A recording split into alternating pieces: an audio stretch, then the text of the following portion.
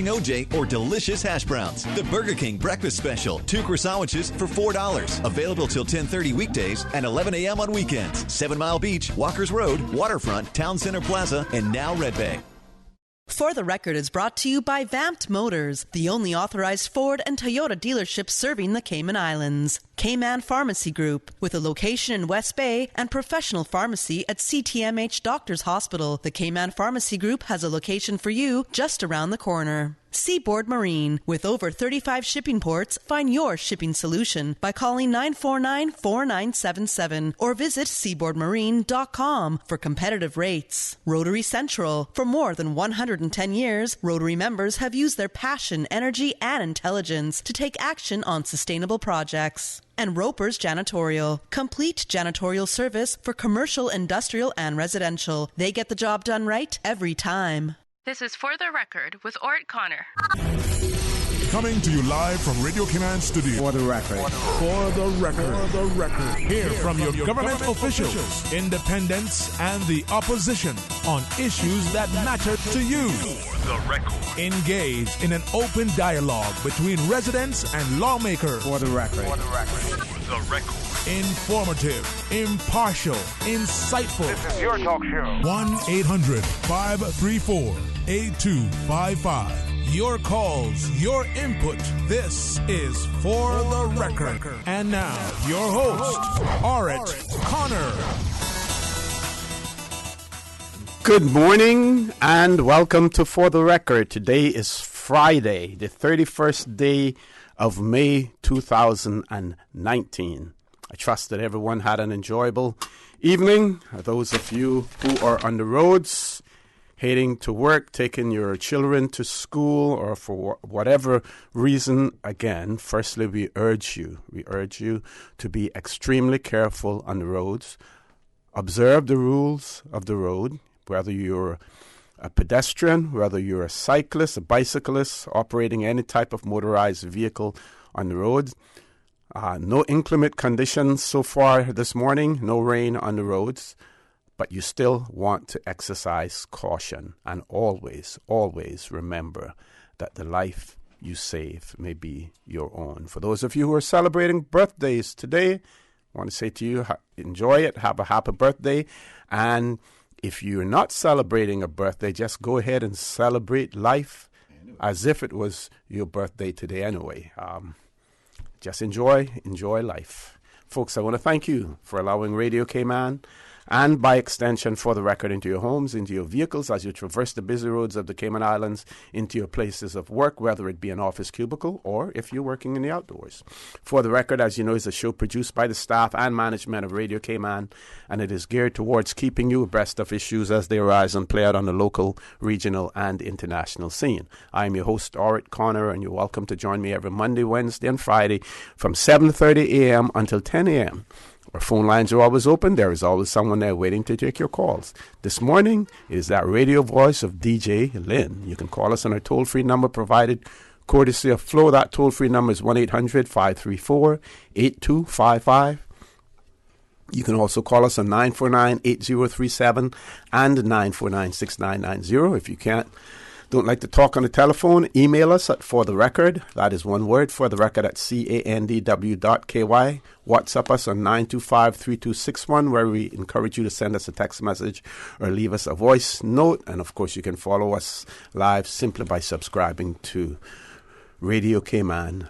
Follow us live on YouTube simply by subscribing to Radio Cayman live stream. It is Friday. And Friday is the day that we have members of the official opposition, not the independent members of the official opposition here with us. And again, it is my pleasure to have in the studio, and I'll go by rank, the Honorable Vincent Arden McLean, leader of the opposition, and he also represents the District of East 10 in our Legislative Assembly. Mr. Alva Suku, Deputy Leader of the Opposition, and he represents Newlands in our Legislative Assembly. And MLA Mr. Christopher Saunders, who represents Bordentown West. West Side. In our legislator as well. So, gentlemen, without any further fanfare, any further ado, good morning. Welcome to For the Record. Morning, Ozzy. Morning.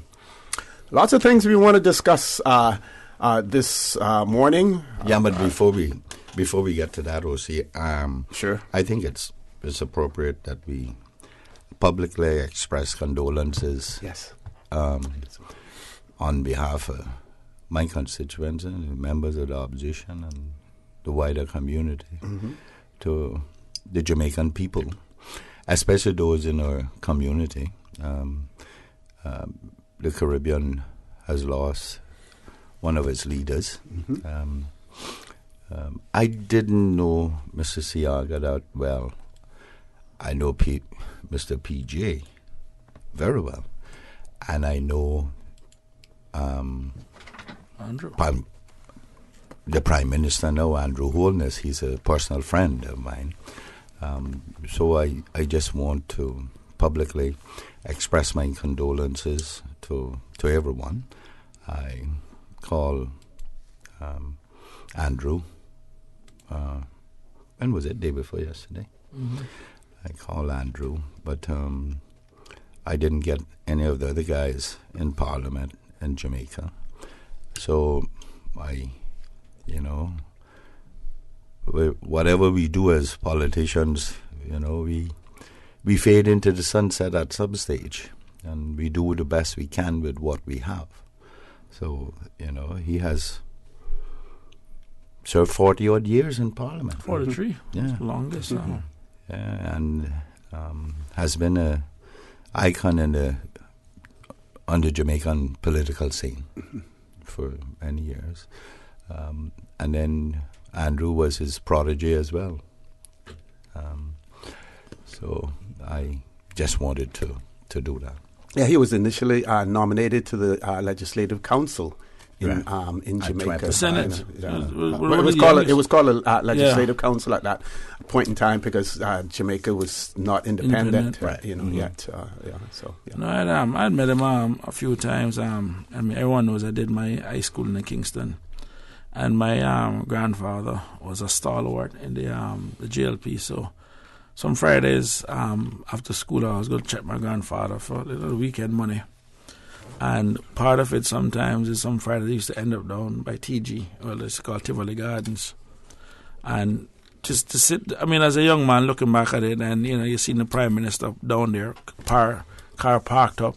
I remember the police car, the bikes, the motorcade, and he'd be sitting right at the street corner there playing dominoes, literally a member of the community, and he, looking back at it, I just didn't realize, I did 12, 13 years of age, there's some things you just can't appreciate. But looking back at it now, and having been in politics, you kind of recognize the contribution that he has made, especially with regards to the Jamaican Constitution. If you look at the Jamaican Constitution itself, there was a part in it that really jumped out where it requires that they pay their debts, their foreign debts, even before they even make one local payment. And that was one of the things that Siaga put inside the Constitution, which allowed Jamaica to have all his access credit. And it's funny enough, the first time he won in West Kingston, he wasn't expected to win that seat because, everybody kind of know Buster really didn't like him. The saw him as one of them young upstarts kind of thing. And he was given a seat that he wasn't expected to win, but the other seat that he should have gotten, the JLP guy who had ran there actually lost, and he wanted the area that he shouldn't have won. And I think, what they have done in West Kingston, they used to have a rule that if ever MP in Jamaica took care of their constituency, like Osiago took care of West Kingston, that the whole country would have been far better. But he was, to the people of West Kingston, he was literally almost a father figure also. In terms of, he used to literally go there sometimes and literally sleep on the floor in even some of those houses when he was doing, I think, one of those researches papers that he was doing, and his contribution to the music too. I think at one point he was even the manager, I think, was it for Byron Lee the Dragoneers or one of them? Yeah, so he has done a lot on the cultural side, but very polarizing figure. But, in this business, we always try to remember the good that people have done, because at the end of the day, hindsight is always 20/20. You can all look back and say, well, this should have been done then or that way, but you make decisions based on the information you have at the time, and that's why even now I try my best not to criticize, past decisions that have been made, because you make it with the best information you had at the time, with the best intentions. Yeah. So. And OC, this is moments like this that I really think about the question, whether or not we should have term limits, because when you have individuals such as Mr. Siaga, and we have them here too. I mean, listening to Chris just now, I immediately started thinking about Mr. Eden. He's that type of figure. He's a man of the people and on the ground, and people question, what does he contribute? If they only had half a clue what this man contributes to this country and his colleagues. But you impose term limits on someone like that, and it's a loss to the country, because they have so much to offer. And even if it's just that stabilizing type of relationship that they have with constituents and colleagues, but they all serve a very important role in the development of a country, and that's why I shy away from supporting term limits, because people like Mr. Siaga, Mr. Eden, Mr. McLean over here, Mac, the country has spoken time and time again that they want them around, and it would be, I think, a disservice to say to them, no, you can't have that person represent you.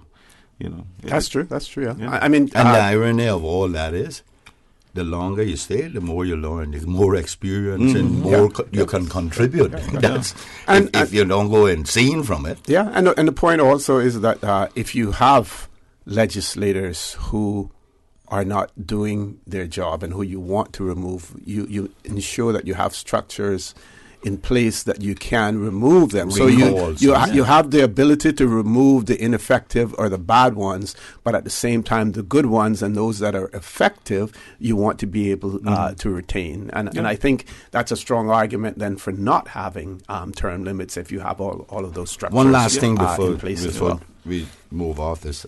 Well, if we're moving off this subject. We have about 45 seconds before we go to break. That's enough. Yeah. I just want to announce my meeting in East End Monday night at 8 o'clock, and it's at Packer Sack store, right across from the Pirates Cove Bar. And I'm inviting everybody to come out.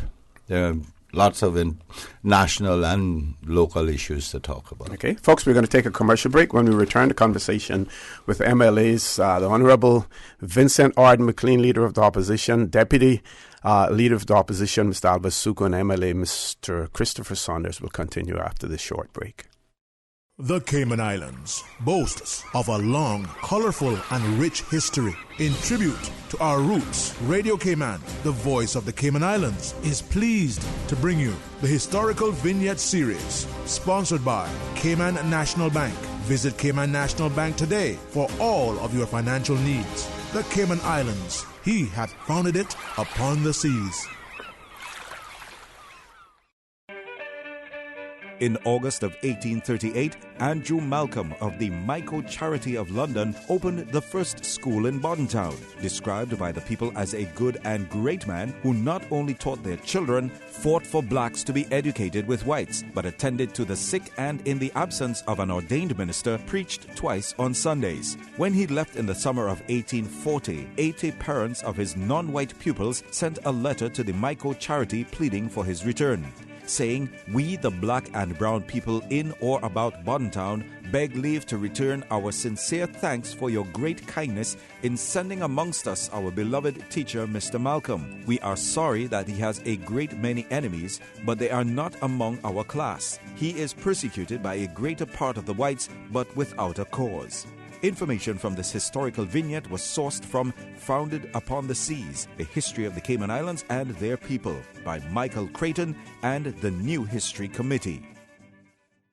Radio Cayman's historical facts vignettes are proudly brought to you by Cayman National, with branches on all 3 Cayman Islands. Visit Cayman National Bank today for all of your financial needs. When you need stability, think Business of the Year. Considering a new career opportunity, think Best Place to Work. When dependability matters, think Outstanding Workforce. In need of a reliable financial partner? Think Bank of the Year. When you seek excellence, think Cayman National. No matter how many accomplishments we achieve, we always set the bar higher. That's why we are the most awarded bank in Cayman, and we are proud to be your 2018 Bank of the Year. Since 1993, Rotary Central has worked diligently each year to provide quality bus shelters to our community. A traveling convenience to our school children, the elderly, young people going to work, guest workers, and visitors using the public bus. We, Rotary Central, help you, our advertisers, make it happen. Your marketing dollar travels a far way, positioning your message, your product, your services, your presence in over 83 bus shelters. Every dollar you spend, every advert you place helps to build another bus shelter, providing modest comfort for Cayman travelers. Reserve space now on the only billboard medium in the Cayman Islands. Email rotaryshelters@gmail.com. rotaryshelters@gmail.com. The Bus Shelters, a partner in community convenience. Another inspiration program by Rotary Central Cayman Islands. At Seaboard Marine, customers often ask us questions about their shipments. Hi, I'm thinking of buying a car from the States. Which port do you ship out of? Hi, we ship out of Miami, Houston, and Brooklyn. Just let us know your port of choice and we can provide you with a quotation and answer any questions you may have on ensuring and protecting your vehicle during its journey. Shipping shore to shore, Seaboard. I remember playing at 7 Mile Beach as a boy, eating mango by the sea, learning how to snorkel. My mother, she worked so hard to provide for our family so that we could have those moments. Seeing her age has been tough. A strong, capable woman, now in need of daily support, it's my time to be strong for her. CTMH Doctors Hospital Pharmacy understands the importance of the careful decisions you make every day for your family. Our staff work towards healthcare excellence and providing the most current and up-to-date training with pharmaceutical care, so you can feel confident in knowing that your family is safe with the right medication. At CTMH Doctors Hospital Pharmacy, we take care of your health. They say cleaning your house never killed anyone, but why take chances? Spend your time doing what you love and leave the rest to Roper's Janitorial. Complete janitorial service for commercial, industrial, and residential with 24-hour emergency service. Roper's Janitorial, 949-2511. Email janitorial@ropers.ky. Take back your life and get the job done right the first time. Roper's Janitorial, 949-2511. System 1 loaded. 1-800-534-8255. What is on your mind when it comes to the government, independence, and the opposition? Issues that matter to you. 1-800-534-8255. Waiting to hear from you. For the Record. This is For the Record with Orrett Connor. Good morning and welcome back to For the Record. In the studio with me, Leader of the Opposition, Honorable Vincent Arden McLean, Deputy Leader of the Opposition, Honorable Mr. Alva Suku, and Honorable Chris Saunders, MLA. And the reason I say Honorable is because I'm reminded that there was a change in the standing orders or in the Legislative Assembly that all members of the Legislative Assembly would be referred to as honourable members? No? Mm-hmm. There was a change some time ago to allow speakers, premiers, and leaders of the opposition to carry it on honourable for the rest. For the rest, okay. Which, I don't know what it's a lifetime designation. Yes. I don't know what it does for you. Okay. Yeah. But I was saying off air as well that I noticed it, for instance, in the newspapers, in particular British Virgin Islands newspapers, when reporters refer and they're talking about parliamentary proceedings or talking about members of their Legislative Assembly, they always put the honourable in front of it, even in their writing, something that you don't necessarily see being done here in the Cayman Islands. And I don't know the reason for whether or not it's disrespect for our members of the Legislative Assembly here, whether or not they feel that it becomes too tedious to have to repeat that honourable every time or what. But you don't see such respect necessarily being given. Yeah, that respect is not extended to members of the legislature here in the Cayman Islands. They think, it's unfortunate, but they just think that they can call you by your first name. They wouldn't do it anywhere else. Like in America, you're senator, representative, or the president. They always do that there. But there is no respect shown for members of parliament here. You notice how they take it and they don't even report what certain members of parliament are saying, because they don't want to promote those people, or they have something against them, and that's unfortunate when the purpose of a paper is the dissemination of information in an equitable manner. And it's sad. It's sad. Speaking hold on, sorry. Sure. The thing about it, you got to remember, and this is, if you understand, the media has a very important role to play in democracy. But one of the things that we are always reminded of is that while the media can't tell you what to think, they can tell you what to think about. So you take, for example, the typical newspaper. They do that in one of three ways. One, you look at the headlines and they refer to that as agenda setting. And that's why I used to be kind of a bit ticked off sometimes when I see the local readers start out by looking at the newspaper headlines. In other words, you're playing to the narrative of setting an agenda, because then they're setting what you should talk about. Then there's something called framing, which is the second one, and then priming. And framing is a matter of how you write the story, where you want somebody to come to the conclusion that you want them to come to. And then priming, which is one of the most difficult one, is the kind of subliminal messages where they keep putting kind of something over and over, kind of inserted here and there. And after a while, people just start believing that kind of stuff. So it's important in this day and age, and this is why with the advent of social media now, and so many people are having the opportunity to get their own information out, that you don't have to rely on traditional media. I think 2 weeks ago when we were inside here, and someone had raised the issue, I think, like with the license plates and what was happening with the banks.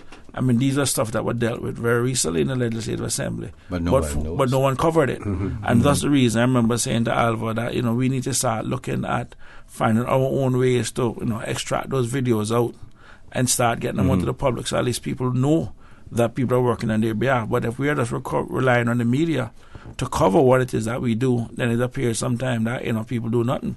But in regards to the whole issue in terms of MLA's respect or the lack of respect, it is also imperative to us as representatives that we carry ourselves in a way where we also earn that respect from the public. Because if we could be honest, we have had past and current legislators that have behaved in a manner that really and truly, you make people kind of question sometimes. So, and that's why I can tell you, since being elected, I've tried my best to recognize now that I'm a role model and I'm a public figure. And, things that normally used to do in traffic, you just don't do anymore. Just as other respect for the office that I have that belongs to the people of Barton West. Well, talking about... go ahead. I'm just going to agree with Chris because... when you get elected, and he and I are still recently young in this, it does change your life and how you conduct yourself. And you have to always remember in the back of your mind that, this is an office of high responsibility. There are only 19 of us. How many thousand do we have living here? So it's an honor and a privilege to serve. But I do see a trend developing, and I don't see it in all the Caribbean countries as much.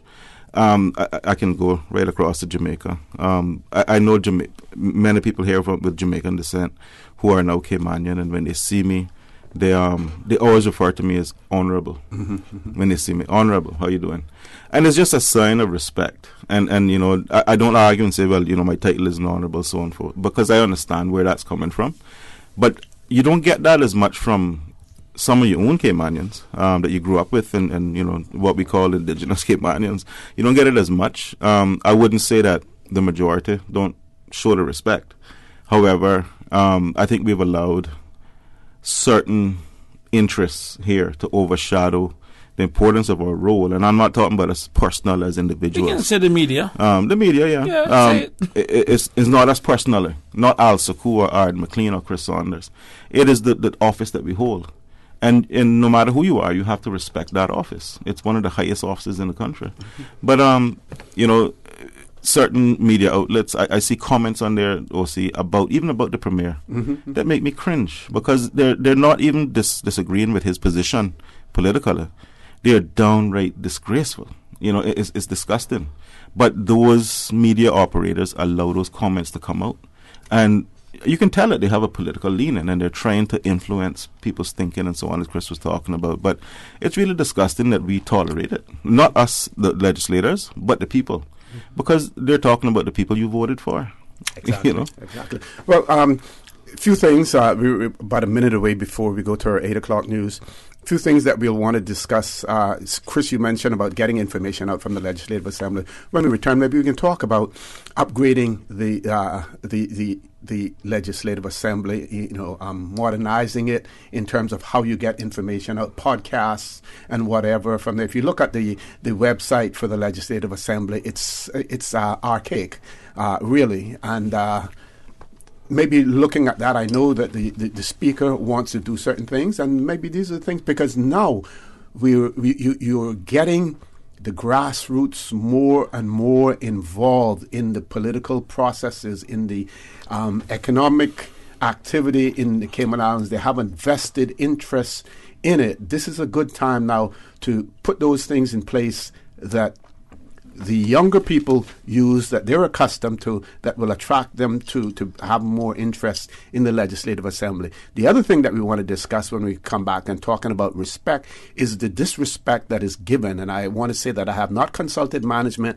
in Radio Cayman on this, but I have listened day after day to one particular talk show referring to Radio Cayman as Radio Moscow, and the disrespect that is being shown to that. And I don't want to start any talk show wars or anything, but I'm going to address it because I am, and for the record, is a part of Radio Cayman. And when you're showing that kind of disrespect and referring to Radio Cayman as Radio Moscow, you're including me as well. So I'm going to take them head on this morning in regards to that. And I'm going to have some strong words about people who appear on there and simply allow it to happen and sit there and say absolutely nothing. And my question would be whether or not government or any other legislators should go on there as long as they continue to disrespect the people of the Cayman Islands, because at the end of the day, Radio Cayman is for the people and is the people of the Cayman Islands as well. So when we return, we're going to have a lot to talk about after the 8 o'clock news, so please stay tuned. All right, the time is now 8 a.m., brought to you by Price Right. Price Right is Grand Cayman's warehouse shopping superstore, making your dollar go further with huge savings and no membership fees. Get more of the things you use every day at the right price. But it's not just grocery and health and beauty. Price Right has a full range of products from office to automotive, patio furnishings to kitchen appliances, and even electronics. And since warehouse prices mean savings for you, everything is priced right at Price Right, Grand Cayman's warehouse shopping superstore.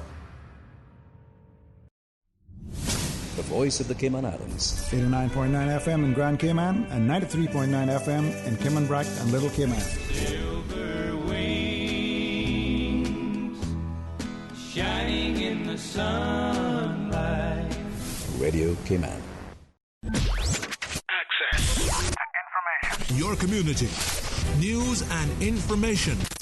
Radio Cayman is your choice, your voice for today's biggest news. Radio Cayman.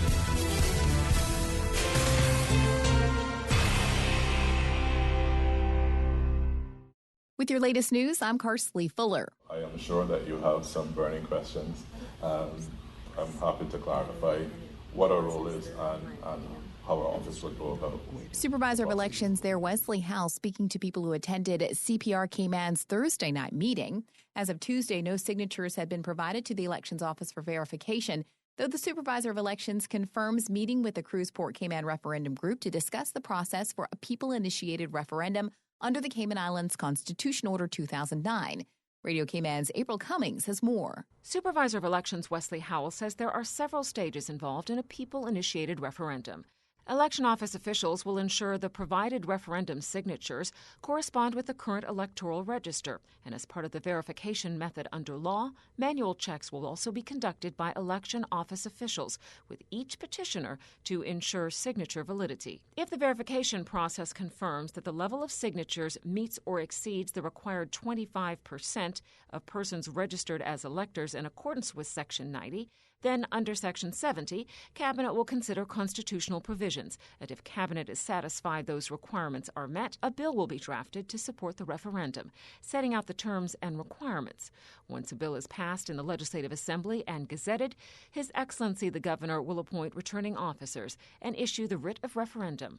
The referendum voting and counting process will follow a similar process to that of a general election. From the issuance of the writ based on previous referendums, the process is expected to take approximately 10 weeks, which will allow the Elections Office time to prepare staff, materials, and carry out the referendum process, including postal ballots.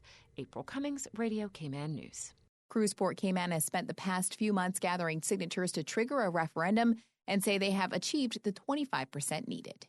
Commonwealth Secretary General the Right Honourable Patricia Scotland QC will be in Cayman for the 5th Commonwealth meeting of heads of anti-corruption agencies in the Caribbean. His Excellency the Governor Martin Roper will be in attendance along with senior government officials. This will be the first time Cayman has hosted the annual conference, which takes place over 3 days and includes expert speakers, panel discussions, and country presentations. Residents of West Bay get a chance to learn more about Alzheimer's and dementia during an important presentation this week. More from Radio Cayman's Shanda Gallego. West Bay Central MLA Captain Eugene E. Banks, the West Bay Central Community Council, and the Alzheimer's and Dementia Association of the Cayman Islands organized an important presentation on Tuesday evening. Held at the John Gray Memorial Church in West Bay, attendees learned more about the myths and facts of dementia and Alzheimer's from HSA General Practitioner Dr. Orrett Christian, who first provided the definition for dementia. Dementia is simply meaning from the Latin word without mind. Simply put, it is a clinical syndrome. What that means is that you don't need all kind of fancy tests to make the diagnosis. It can be made right there in the office. All one needs is just two things: cognitive or behavioral impairment, meaning the person's ability to think or work things out, or their behavior has changed and is interfering with their ability to function at work or usual activities. Dr. Christian discussed the different types of dementia, the symptoms, diagnosis, complications, management of the disease, and prevention measures. The Alzheimer's and Dementia Association is having their monthly Memory Cafe events across Grand Cayman starting this Saturday, June 1st through to December. For more information, you can email info@adacayman.com or call 927-4170. Now with a check of international news, here's the BBC, who will take us out of the newscast. I'm Karsley Fuller from Radio Cayman's newsroom. BBC News with Jonathan Izard. Mexico has criticised President Trump's decision to impose tariffs on all its goods from June the 10th. Mr. Trump on Thursday announced that a tariff of 5% would be imposed until Mexico took action to stop migrants entering the United States. But Mexico's President Andrés Manuel López Obrador said social problems could not be resolved through taxes. The US-led coalition has said its war on the Islamic State group in Iraq and Syria has unintentionally killed more than 1,300 civilians since 2014. Groups monitoring the conflict say that thousands more civilians have been killed by coalition airstrikes. BBC News. Access. Information. What's happening in your community? News and information, music and more. You can find us. www.radiocayman.gov.ky. Like us on Facebook and follow us on Twitter. Radio Cayman is your choice, your voice for today's biggest news. Radio Cayman.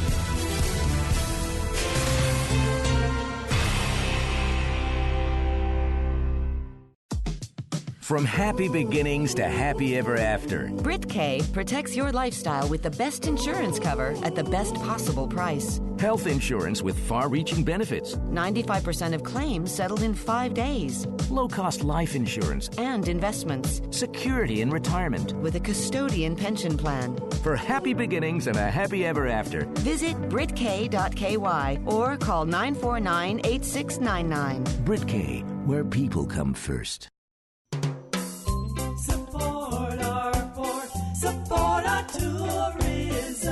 Tourism is estimated to contribute 25 to 30% to our GDP, and 80% of our tourism industry comes from cruise. You do the math.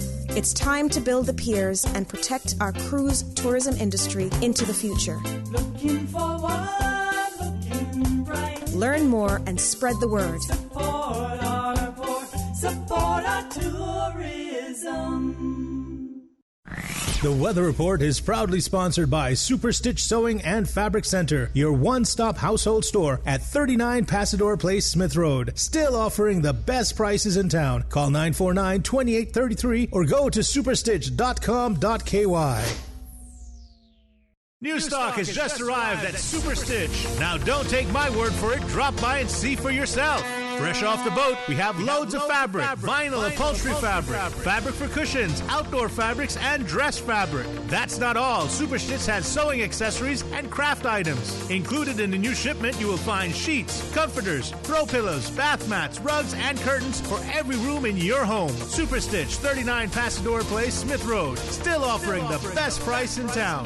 Call 949-2833 or go to superstitch.com.ky. And for a look at the latest forecast, this is the public weather forecast prepared by the Cayman Islands National Weather Service.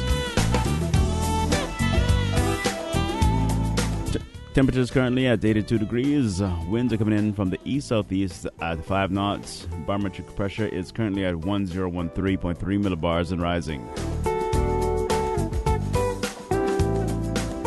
Synopsis today indicates isolated showers will continue across the Cayman area, moving along moderate winds and slight seas as upper level trough surfaces around our area.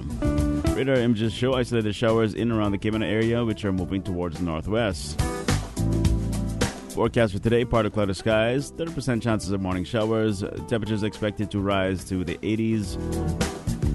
Winds will be southeast of 5 to 10 knots with higher gusts. Seas expected to be slight with wave heights of 1 to 3 feet. Taking a look at tonight, partly cloudy skies, 30% chances of some showers. Temperatures expected to fall to the upper 70s. Winds will be southeast of 5 to 10 knots. Seas will be slight with wave heights of 1 to 3 feet. And of course, high tide right now. Low tide takes place today at 1:51 p.m. and high tide at 8:32 p.m. tonight. Sunset at Cayman Islands, 6:58 p.m. Sunrise tomorrow, 5:47 a.m.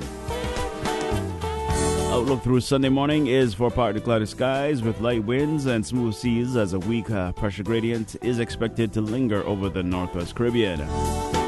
For additional information on the weather, please log on to the website www.weather.gov.ky. This update has been brought to you by Super Stitch.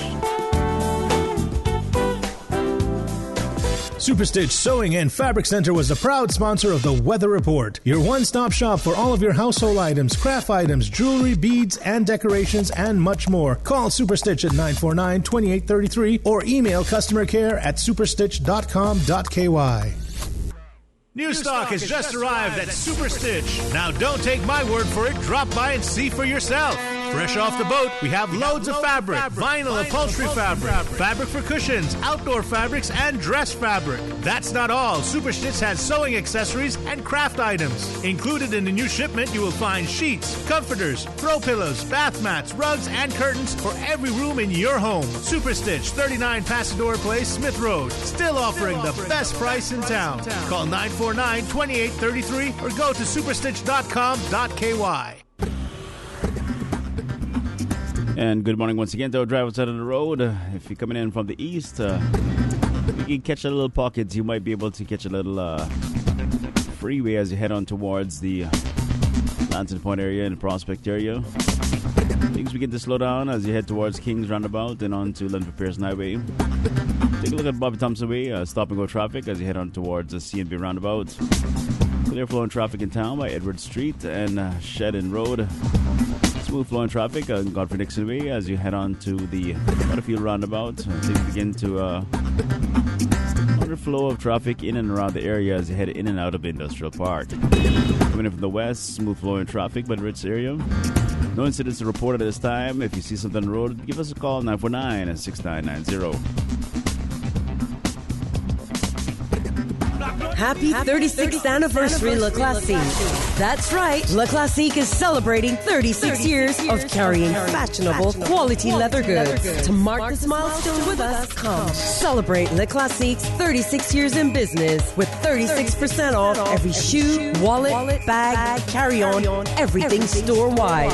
One day only this Friday. Celebrate 36 years with 36% off store-wide. Leather crafted with attention to detail, quality, and distinction, all at 36% off this Friday only. Le Classique, 27 Trilogy on Mary Street, 10 a.m. to 7 p.m. Celebrating 36 years with 36% off store-wide. Happy 36th anniversary, Le Classique.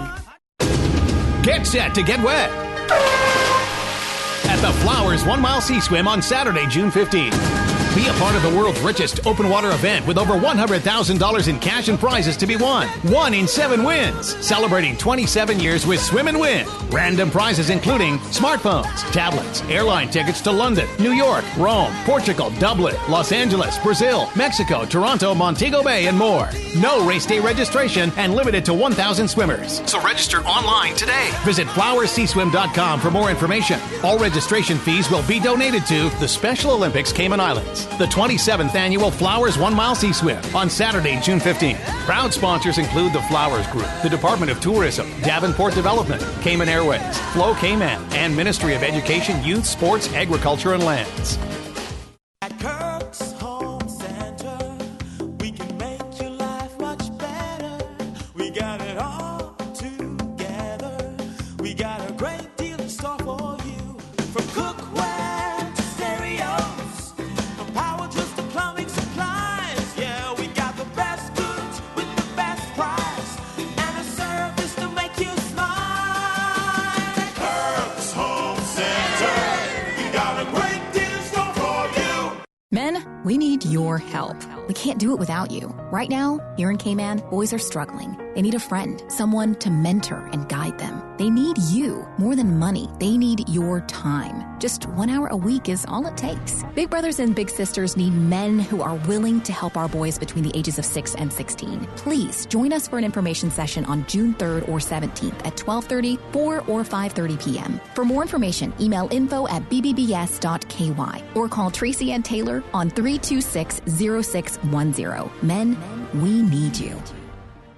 For the record, with Orrett Connor. Initiating system. For information that matters. For the record, with Orrett Connor. Continues right now on Radio Cayman.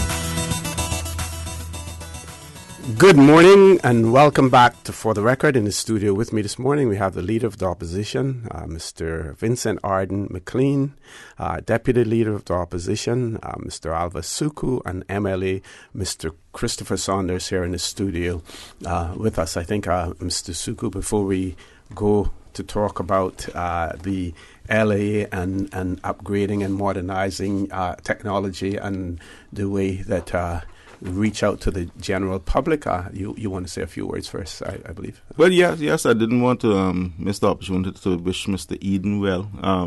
He's been dealing with some health issues, so he's going through some procedures this weekend, and just want to ask everybody to keep him in their prayers, and I'm sure he'll make a rebound, a good recovery, and be back with us soon. But he is, dealing with that, so I just wanted to encourage him and ask the public to remember him as well.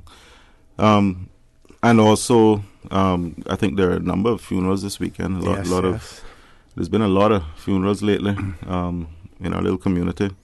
I know one of my constituents, her mother passed away, Miss Pearline Seymour, and her funeral is this weekend as well. So I wanted to send my condolences to her family. But, just trying to remember those who've lost loved ones. It's never easy. Yep. I did a funeral last weekend. I actually read an obituary for a 7-month-old, and that was heart-wrenching. But as legislators, we do these things because we're asked, and it's part, not just our responsibility and an obligation, but it's because when you have that relationship with people and they turn to you in times of need, and when they do need comfort and support, it makes the job even more special. It wasn't easy for me to get up and read that obituary, but it certainly was much harder for those parents sitting there mourning their little boy. Yep. So, it's times like that you feel so blessed to be in this role, this position. Certainly, yeah. And then we have YY's funeral this Sunday as well. That's going to be at King's Seventh-day Adventist Church as well. Mm-hmm. So, yes, again, our condolences. Now, going on now to about Radio Cayman and being referred to as Radio Moscow. I have heard it because I'm going to say I do listen to the show at times, and the reason that I listen because I like to hear what other people, have to say, and I have heard the remark and the comment and the reference being made to Radio Cayman as Radio Moscow, in particular, when they're going to a commercial break and say, "Oh, we have to go and we have to pay some bills because we're not like Radio Moscow." And I am assuming that they're referring to the fact that Radio Cayman is a government-owned radio station. But if that particular station and that particular show contributed as much as half or even a quarter of what Radio Cayman contributes to the life and the service that it renders in the Cayman Islands, they would be doing a whole lot as well. But I think it is, like I said earlier, it is disrespectful, gross disrespect for the people of the Cayman Islands to refer, and the staff and management of Radio Cayman to refer to it as Radio Moscow. I don't think that we do anything here I know that we don't do anything here that is dictatorial in any way, shape, or form. And I cringe when people sit on that show, hear those remarks being made, and not make any comments in that regard. Actually, Osi, how long have you been doing this show now?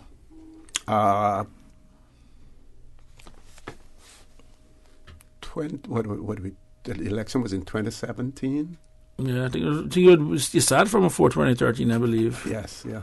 Well, I'll put it this way: one of the trademarks of a socialist/communist type, more communist type country, is the censorship of the media and the free press.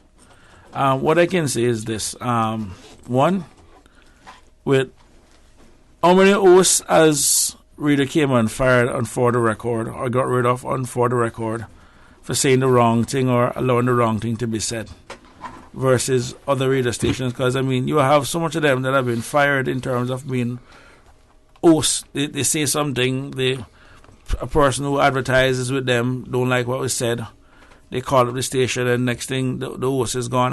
There have been a lot of people who have left other radio stations. Versus Radio Cayman that has only had one. And for me, on a more personal level, I think it's safe to say that I made part of my brand coming here on Fridays with Dr. Steve and beating the government left, right, and center. And the only thing that came out of that is me coming back the next week Friday and doing exactly the same thing. So I can say firsthand, having built a name for myself on Radio Cayman on Fridays prior to the election in terms of saying what it is I wanted to say. I don't recall you ever once getting a call from the government saying, don't bring Chris back, even though Chris is coming here to beat him. But I can tell you in other places, I do know you go on the radio, you say the wrong thing, advertisers threaten to pull money. And I want to say this. This is why Radio Cayman is important. Because the minute you have to start wondering about offending other people, the truth don't comes out. And that is one of the reasons why I am proud to some extent in terms of the way I got elected and many of my colleagues got elected. We're no special interest don't own this. We're not owned by special interest. And that's why Arden and others and Alva and myself is free to say what we want to say, because we don't have any major donors they can worry about, boy, if I say this one not going to give me no money and that kind of stuff. Well, it's the same thing in terms of paying bills. If you're worried about paying your bills, then clearly those people that is keeping your money, your radio station afloat are the ones that you can't be offending. And the truth of the fact is, there are some people in this country that need to be offended. The banks need to be offended for what they're doing. The insurance companies need to be offended what they're doing. And some of these supermarkets need to be offended too for what we're charging people. So when you start looking at it, I like the fact that, you know what, the people's money is done, is what keeps Radio Cayman up, that allow us to come here and put it on people that needs for it to be put on. So it is actually very good for our democracy. Okay. And you have time, Mosi? Sure. We have a caller. We'll ask the caller to hold on and go right ahead. I just wanted to say this too. I mean, not all media in this country are bad. There's some who actually stand out for being ultra responsible. I think Ralph, and very balanced. I was just about to say Ralph Lewis, Caymanian Times. Mm-hmm. I've never had an issue with anything that I've seen him print, and he's been very responsible. And I wanted to make that point. You know, we allow the media to regulate themselves and monitor themselves. We haven't brought legislation to censor anybody and so on. Sometimes you're tempted to suggest it, but I think Cayman has been very, very liberal with how the press operates. But then, responsibility begets responsibility. It's a two-way street. So if you want to be treated in that manner, then you have to be responsible in how you go about doing it. I haven't had any issues with UOC and how you run the show and how you manage it. I certainly wouldn't refer to you as Radio Moscow. You could call it comrade. and I state that for the record. Yeah, I too. But of course, they say now that OC and I have been friends for so long that he is a little biased towards me. Well, he cycles with the premier. Exactly, he cycles with the premier. So, one of the biggest problems that we have in this country is that we can't have intellectual dialogue and disagree. And that's sad. Mm-hmm. It's very sad. I believe that we should all subscribe to the belief that you don't learn anything from people who agree with you. You already knew that. You would learn from people who oppose you, who has an opposing view. And that's what I look forward to. But on the matter of the media plays an important role in a democracy, because particularly when we don't know who the owners are. And that dissemination of information, and you don't know the reasons they're doing it, but if you know who the owners are, then you will know. Mm-hmm. You will know exactly what their the newspaper leanings, the media house leanings are. Exactly. And I guess we're maturing. Hopefully one day we'll reach to that point. Absolutely.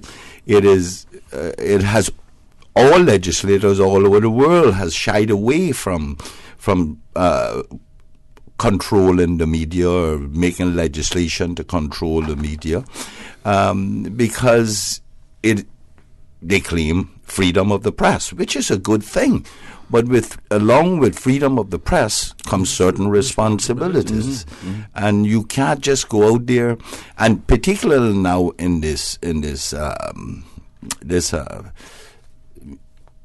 age where it's social media, someone controls what goes on to that. You should not be allowed to just go straight on to a social media site and post what you want. It must be controlled.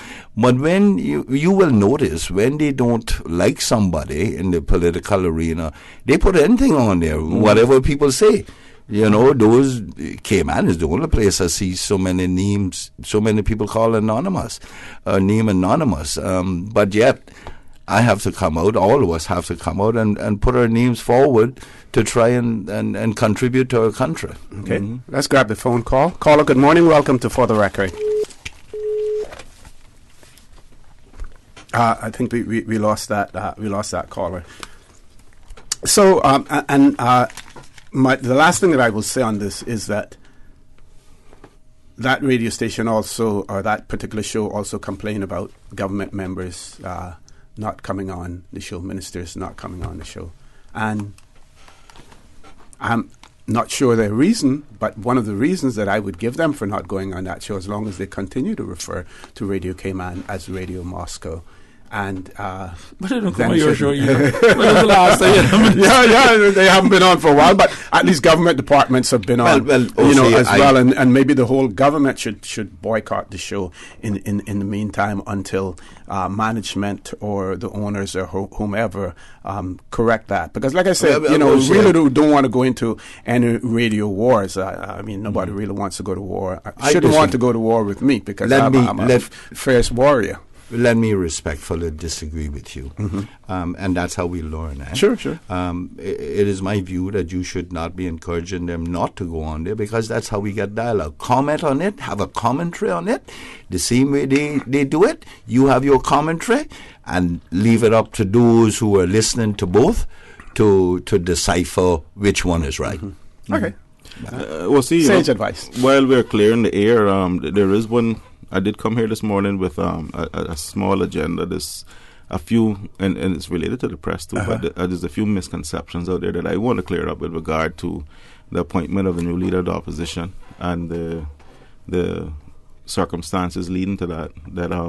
It's starting to, things always come back to us, trickle back to us that are being said and spread around. I want to address some of those things. I don't know if we have enough time. Go right ahead. Go right ahead. You know, one of the I think the most prominent misconceptions is that the change in leadership in the opposition was triggered by Mr. McLean here. And that is one of the things I wanted to address. Truth be told, prior to the resignation of the former leader and the events leading up to that, Mr. McLean had actually started to, I don't want to say alienate, but remove himself a little bit from the operations of the opposition. He had taken a step back, and he was, I guess, on his own trying to decide where he was going, political and so on. The members of the opposition actually, the majority of the members, well, I think all members were concerned about that. We even got to a point where we asked the leader to go and get him back. I know Mr. Saunders at some point had also sort of drifted away. Things were, we weren't moving forward. We were sort of just drifting aimlessly. And that's my opinion. When the change came about, and I won't go into all the details of what happened. I think I've already expressed my concerns with that, but my position on that. But we sought out Mr. McLean. He didn't come to us and say, I want to be leader now. None of this was orchestrated by him, as some people are saying. If anybody wants to blame anyone, will blame me, the deputy, because I took it upon myself to make sure that this opposition had good leadership. And whether you agree with me or not, I did what I had to do. And I canvassed my members. We came to a consensus, and we decided that we wanted Mr. McLean to lead us. That was prior to the former leader resigning. That was communicated to him. So Mr. McLean didn't trigger this or spark this. He was actually of a position where he said that it doesn't have to be him. And, some people question, well, Al, why haven't you taken it? Someone said that to me yesterday, Al, you got thrown under the bus again. No, I have to recognize also that the task we have ahead of us is going to be formidable. We are going to, we're presenting ourselves as the answer to the country's problems in 2 years. And we need strong leadership. You need to put your best man forward. Mr. McLean has the experience and the intelligence. Not saying that any of us don't lack that, but he has quite a bit more experience in this arena. And I'm happy to serve as his deputy and continue to learn from him. But it isn't about us as individuals or personalities, what is best for the group and what is best for the country. And that is how that decision was made. It wasn't easy to make, but I wanted to clear that up because I'm hearing some of that being spread around. There's some of the propaganda out there that being spread around. Mr. McLean is power hungry and he was chasing the leadership role. And so, truth be told, he has said to us, it doesn't have to be me. Any one of you can do it, and I'm going to throw my support behind that person 100%. Right. Can't get it any straighter than that, folks. You heard that from the horse's mouth, and I hope that the print media will take that on as well, because we know that they do listen to the show as well, and put that in print. We have 4 callers. DJ Lynn, do we need to take a commercial break first? Let's take one or two callers, and I just want to remind the callers, since we have the few people queued up, try to be as economic with your time as possible. Caller, good morning. Welcome to For the Record. Good morning. Good morning, caller. Welcome to For the Record. Yeah, hello. Good morning. Yes, I think that subject that you all were on there a while ago is a very important subject. Freedom of the press, it hasn't always been that way, and it's ironic that it came up this morning with the death of the former Prime Minister of Jamaica, Mr. Siaga, when in 1976, that was the really first time that freedom of the press, well, I shouldn't say the first time, but anyway, in the electronic media, raised its eyebrow, was when an interview was done with him, and it was during the very, very highly contested Jamaica election, when Jamaica was on the brink of floating over to the heavily socialistic side. And an interview was done with Mr. Siaga, who was visiting here, and this came from the political side. There was some opposition to Radio Cayman even airing that interview, but it got aired. So freedom of the press in Cayman has not come easy. I recall the first. Well, Radio Cayman has always had an early morning segment, and the first time that 2 politicians came on that program, and it was 2 of the they were referred to. People still refer to them as the Young Rebels.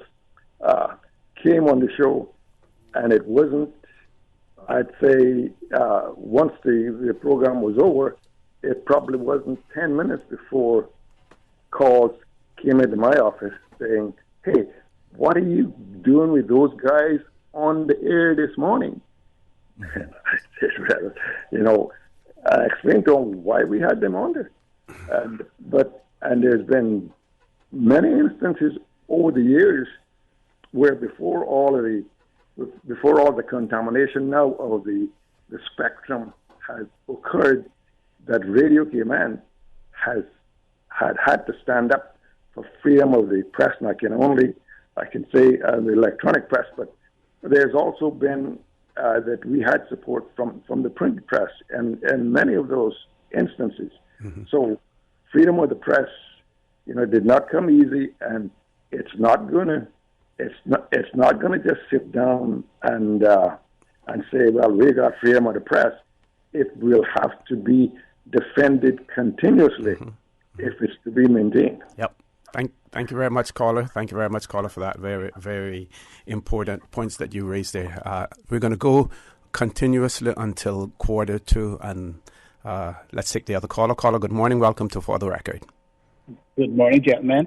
Morning, Doc. How are you? Fine. This is Steve McPhee. Good morning, Comrade Connor. Morning, comrade. You know, Doc. Those guys up in the East Caribbean called me comrade too, Ralph and Scarrett and all those guys called me comrade. I am glad that Mr. Banks made those comments because last night I went to a meeting, and the thing that struck me within the meeting, that there were three of us there who were originally labeled as some of the people that Mr. Banks was talking about. Mm-hmm. And 2 of them were there too. He was talking about. I suspect. Yes, and side by side. And we were not allowed to write in the newspaper or to get on the radio or to do anything like that. And as a result of that, we had to start an underground newspaper called The Voice. I don't know if any of you remember that.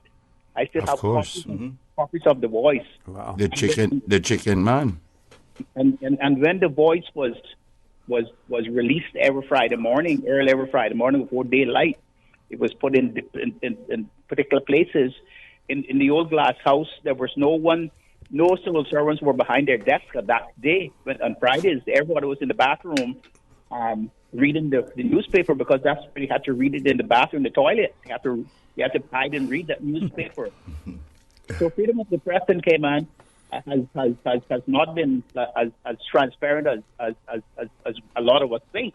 A lot of us today are still suffering from the stigma that you talk about that comes from another radio station, and that is the philosophy that shows you how divided we are in our society. Even publicly on the radio, because one time they would not come out publicly and tell you that. They would whisper that behind your back, and when you go for a job, you would not get a job, or when you or doors were closed against you and your family suffered and so forth. But now it is right out in the open, and it's very clear that people have different agendas according to the kind of economic background you come from, the geographical place where you live, and so forth. So for you to be called Comrade Connor, that doesn't surprise us. That doesn't surprise us at all, because we went through that. The group of us went through that. We were called the young intellectuals, the young educationalists, and the young communists, and all that sort of stuff when we try to participate into the democratic system and came out. Mm-hmm. But Orrett, I just want to let you know this, and to your friends too who are there, your guests. There's an old Chinese saying that those who sit on the riverbank and wait long enough, they'll see the bodies out there in the midst floating by.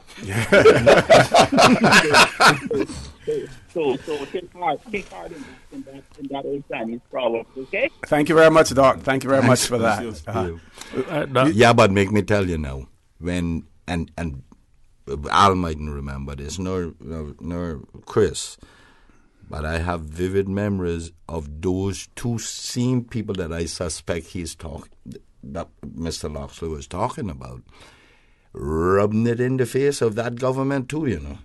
They walk through a certain district in fatigues, and them old green armor boots, and the beret, and the berets, and the shotgun, the bridge load shotgun. Black hanging Power movement over their shoulder, yes, you know. Yes. Oh, okay. Yeah. We still have some callers. Next caller. Good morning. Welcome to For the Record. Good morning. Hello. Good morning, sir. Good morning. Yeah. Good pleasant day to all you gentlemen. Thanks, and same to you. Morning. And also, of course, I must agree with what you're saying about the other radio station, because I'm a listener to Radio came on, and not only that, it is all radio station, Cayman radio station.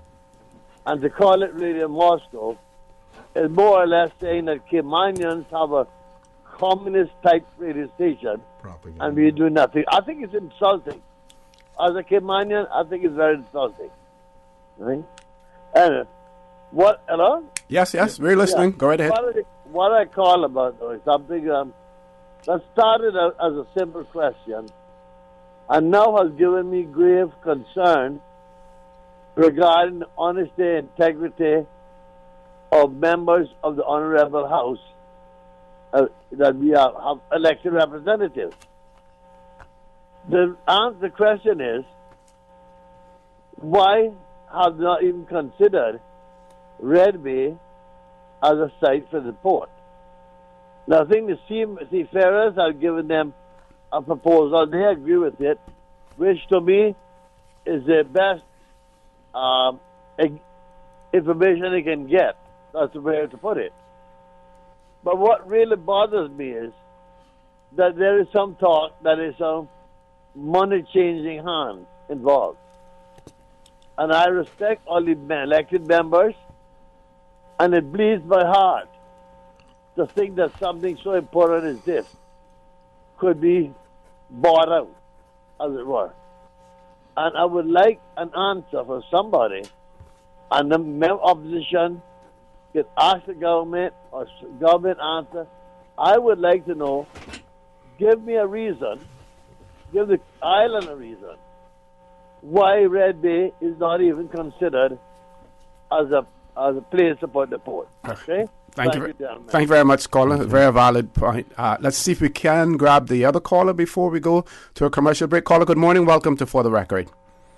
Good morning, Mr. Connor. Good morning. How are you? Good morning to your panel, Mr. Sanders and Mr. Suku and Honorable Tard McLean. Morning. You know, I was driving a while ago and I was listening to the radio, and when I heard what about our station they call over the names, you know, you see when you grudge something, it's very bad. Mm-hmm. Because what Radio Cayman does for us, no other radio do not do for us. And so I'm saying, same thing with our airline. They run down our airline. Right now we're down to one plane, but that's okay. We'll rise again. When Radio Cayman was going out, go down to see, we'll rise again. We will rise. And Arden, you keep strong, my brother.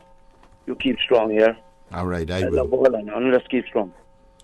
Thank you very much, caller. And I want to thank all of those for those resounding endorsements of Radio Cayman as well. I think we have enough time to the question that the caller had in relation to Red Bay being considered as a choice for the port and laying the blame on the shoulders of members of the Legislative Assembly. Well, I got two comments to make on that. One, I don't know whose hand getting the money, but I know mine ain't. That's number one, because I am not for sale. Everybody needs to get that straight. I believe him that Red Bay probably is the most suitable place, but failing that, there is no reason why the dock can't go in Georgetown. It is perfect. It's under the lee.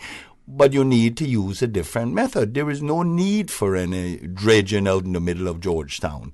I proposed that to CG in 2003, I think, 2000, somewhere there, early in the 2000s. He and I had much discussion on it about building it on pylons. And I continued taking that position. I was saying initially to put two docks out and turn them towards the northwest. When I found the proposals by the consultants, that was one of their proposals. Go out with one pier, and when you turn it towards the northwest, you come off that corner and you get the second double pier. And I was shocked. But they also said in that recommendation that the cruise liners had refused that because it was too far for their people to walk shore. And that would have been minimal damage, probably 8 foot radius disturbance of the foot bottom every time you put in the set of pylons.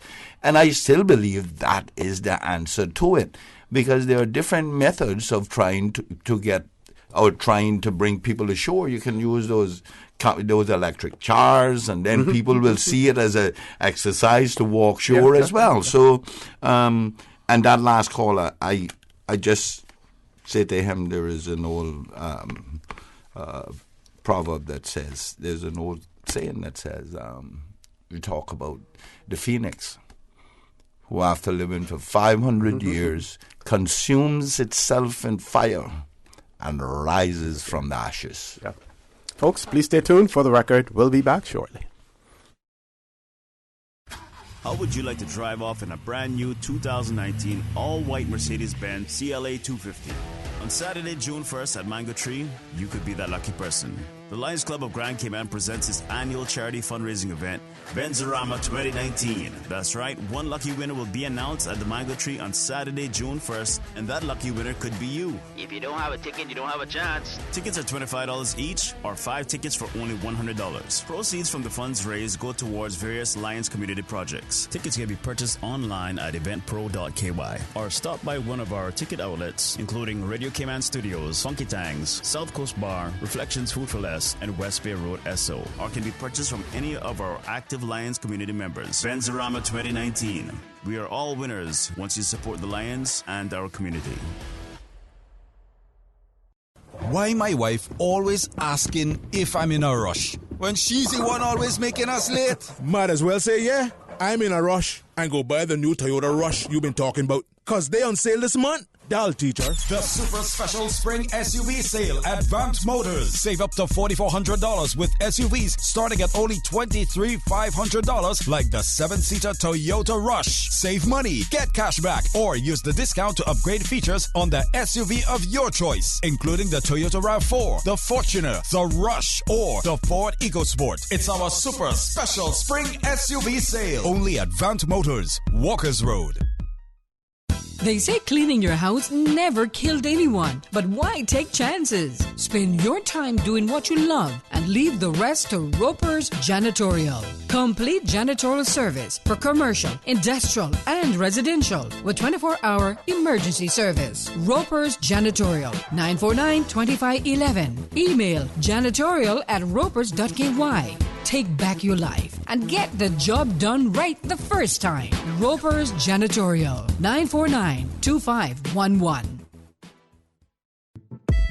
Honorable Dwayne John Seymour, MLA for Bontown East, invites you to a midterm with a twist on Saturday, June 1st, 2019 at 6:30 p.m. Hosted on the Bontown Primary School field, featuring Lord Laro and General Trees. Come on out and enjoy an evening with your MLA. Hear about the progress in the BTE district, also the accomplishments by the unity government. Food, drinks, prizes, and surprises await you. Visit us at www.dwayneseymour.com. See you there. CTMH Doctors Hospital Pharmacy, formerly known as Professional Pharmacy, would like to thank the Cayman communities for their loyal support these past 18 years. Our staff work towards healthcare excellence and providing the most current and up-to-date training with pharmaceutical care. Thorough background checks and follow-up consultations is only the beginning. Your safety is our concern. Our staff are respected healthcare professionals whose job requires careful and precise calculations. Thank you for being a part of our family and for choosing CTMH Doctors Hospital Pharmacy, where we prepare to provide exceptional care. At CTMH Doctors Hospital Pharmacy, we care about your health. Since 1993, Rotary Central has worked diligently each year to provide quality bus shelters to our community. A traveling convenience to our school children, the elderly, young people going to work, guest workers, and visitors using the public bus. We, Rotary Central, help you, our advertisers, make it happen. Your marketing dollar travels a far way, positioning your message, your product, your services, your presence in over 83 bus shelters. Every dollar you spend, every advert you place helps to build another bus shelter, providing modest comfort for Cayman travelers. Reserve space now on the only billboard medium in the Cayman Islands. Email rotaryshelters@gmail.com. rotaryshelters@gmail.com. The Bus Shelters, a partner in community convenience. Another inspiration program by Rotary Central Cayman Islands. Ahoy! Pirates Week food and craft vendors reserve your stall starting June 3rd. All food vendors must use biodegradable containers and utensils. And don't forget, a valid food handling certificate must accompany your application. Learn more at piratesweekfestival.com or call 949-5078. There's limited space, so register early starting June 3rd. For the record, with Orrett Connor. Initiating system. For information that matter. For the record, with Orrett Connor. Continues right now on Radio Cayman. Good morning and welcome back to For the Record. Chris, I think you wanted to add something to the conversation. Alva, before we went to the break, you were speaking about the appointment of Mr. McLean. First of all, I mean, as I said, I think I made it perfectly clear last week. I had another conversation, at least I know you had it with me, I know you had it with Alva for certain, where he was willing to play a more supportive role and said, guys, I think it is time now for you younger ones to start stepping up.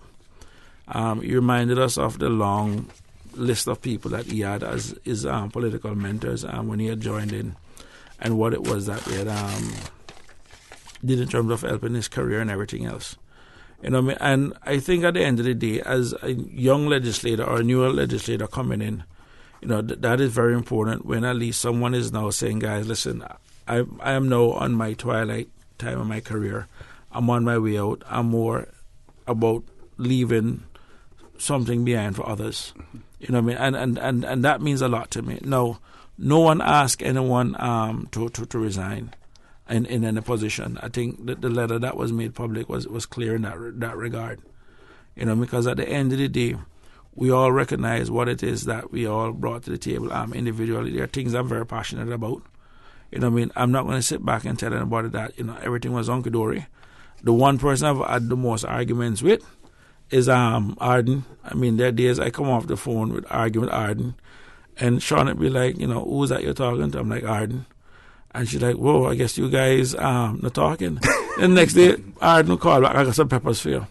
And you call back the next day like nothing happened before. You know what I mean? And I think it's important in this business that people recognize that democracy itself caters for differences. It caters for disagreement. But it says, you know, through debate and discussion, we come to consensus. But the problem that we have in Cayman right now is that people are trying to get to consensus without debates and without discussion. And that is really where the issue is. You know what I mean? Yesterday, we had a discussion just even on the Public Accounts Committee. And then he called me up, he says, you know, Chris, I've been thinking, you know what I mean? I think here's an opportunity now. You've been on the membership there. I've been tuning in. And I think you should seriously consider stepping up to even chairing the PSC. I think, you know, these are the kind of stuff. But, I mean, how else are you going to get that kind of experience, you know? And I can tell you, I mean, when I came out of phone, I felt good in the sense, you know, here's a person who's been elected for almost 20 years. You know, can say to me, you know, a person who's been there just basically 2 years, saying, you know, I think you can start looking at stepping up. And those are the kind of things, as simple as you see it, really makes a difference. Because one of the things, you know, that I know a time will come when I'm past my sell-by date. And this is one of the reasons why I give the Premier maximum respect in that he chose to serve his country at the time where he was at his peak in terms of productivity. He gave his best years to his country. He could have gone out, he could have made millions of dollars in the private sector in his law firm like many people did. He chose public service. And that, regardless of the differences that we have in policy, that one thing I've always override the differences that I have with him in terms of his policy. That at the end of the day, he chose public service, he chose to do the same thing. And I said to someone just the other night, I am a product of public investment. My education was paid for by the people of this country. And I think I owe it to them. When I got my scholarship, was back in the early 90s. You know, and it's a time where Caymanians recognized that we needed young people to come back. We needed them to be able to come back and contribute, go out, invest in them and learn. And for me at this point, I'm not going to wait now till I'm old and decrepit when my brain cells started going away to say, okay, let me go and give my country something because I made my money and I'm set. If I can't serve my country when I'm at my peak, when I'm at my best, we're not asking people to have military service like elsewhere. You know. We're asking them to do a role in the community, to give something back to the community. And I think for all of us who have gotten educated and have gotten services from the public purse, owes that to our country. And now more than ever, I do understand what JFK said in his inauguration speech. Ask not what your country can do for you, but what you can do for your country. And I think it is about us getting back to the basics of that. You know what I mean? No, I can tell you, and Arden was one of the first to remind me of this.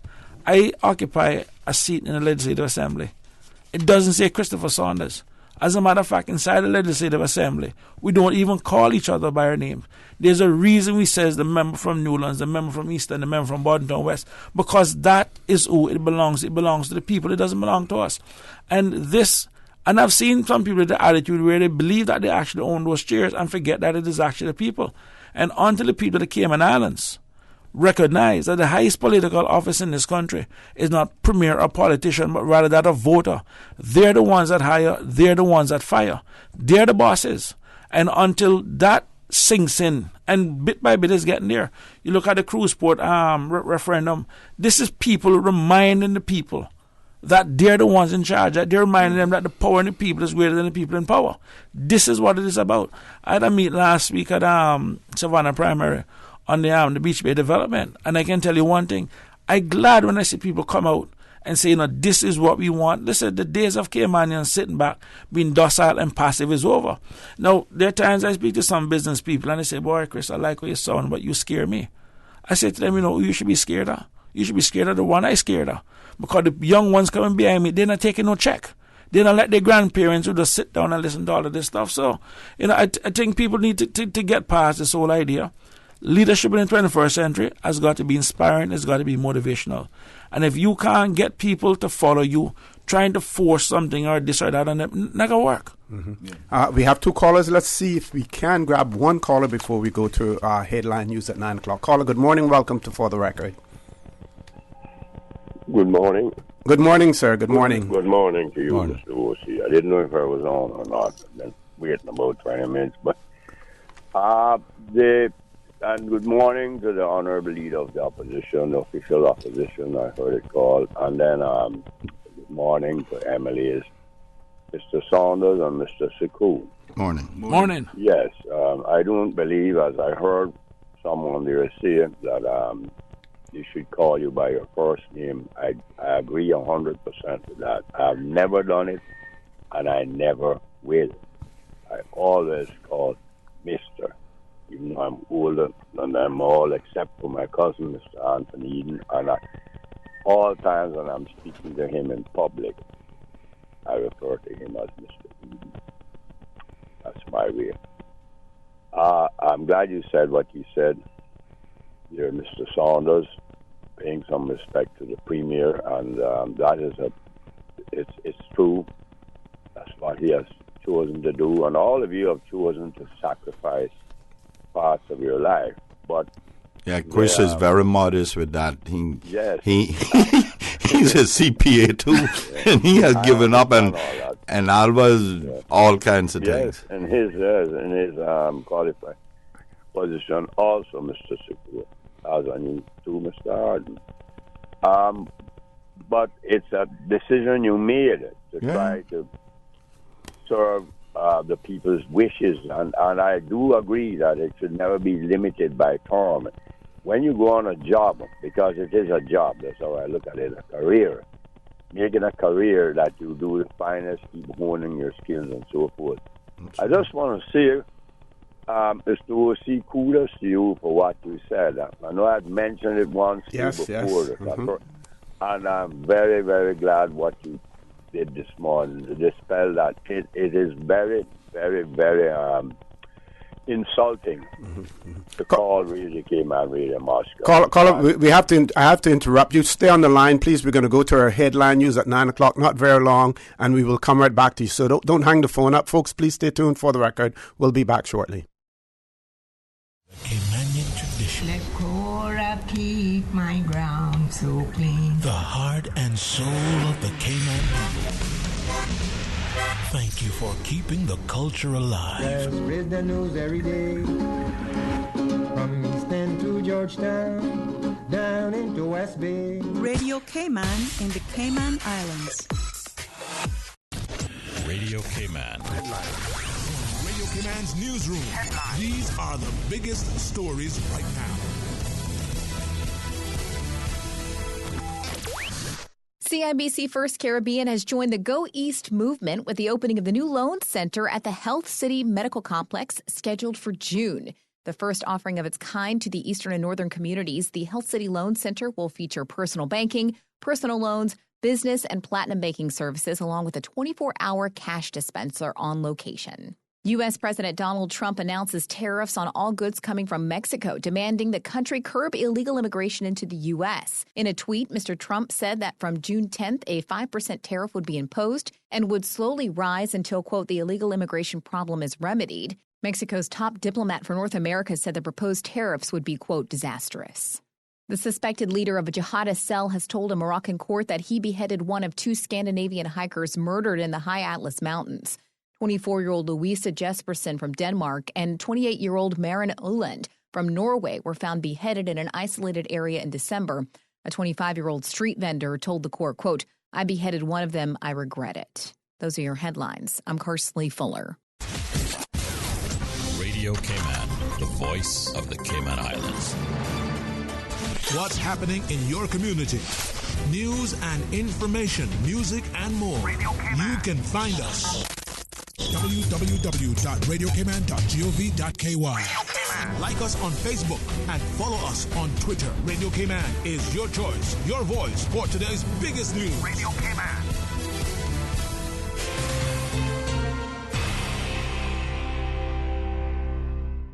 For the record, with Orrett Connor. Initiating system. For information that matter.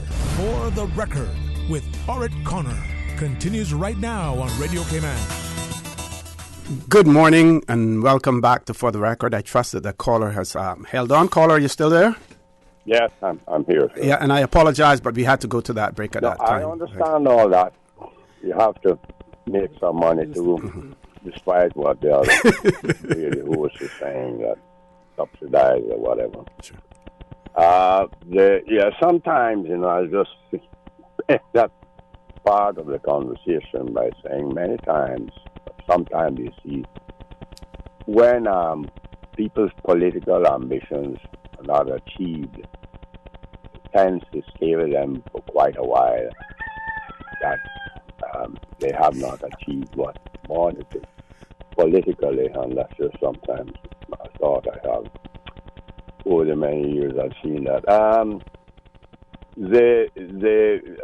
I'm glad you spoke up as an engineer, Mr.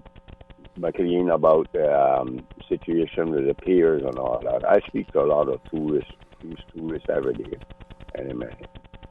And I've noticed something in the last few years. A lot of the cruisers are now much older, on average, much older, on average, and they do talk about it, contrary to what people may say, even good friends of mine, that the tendering is a great experience and all that. To many of them, it is not.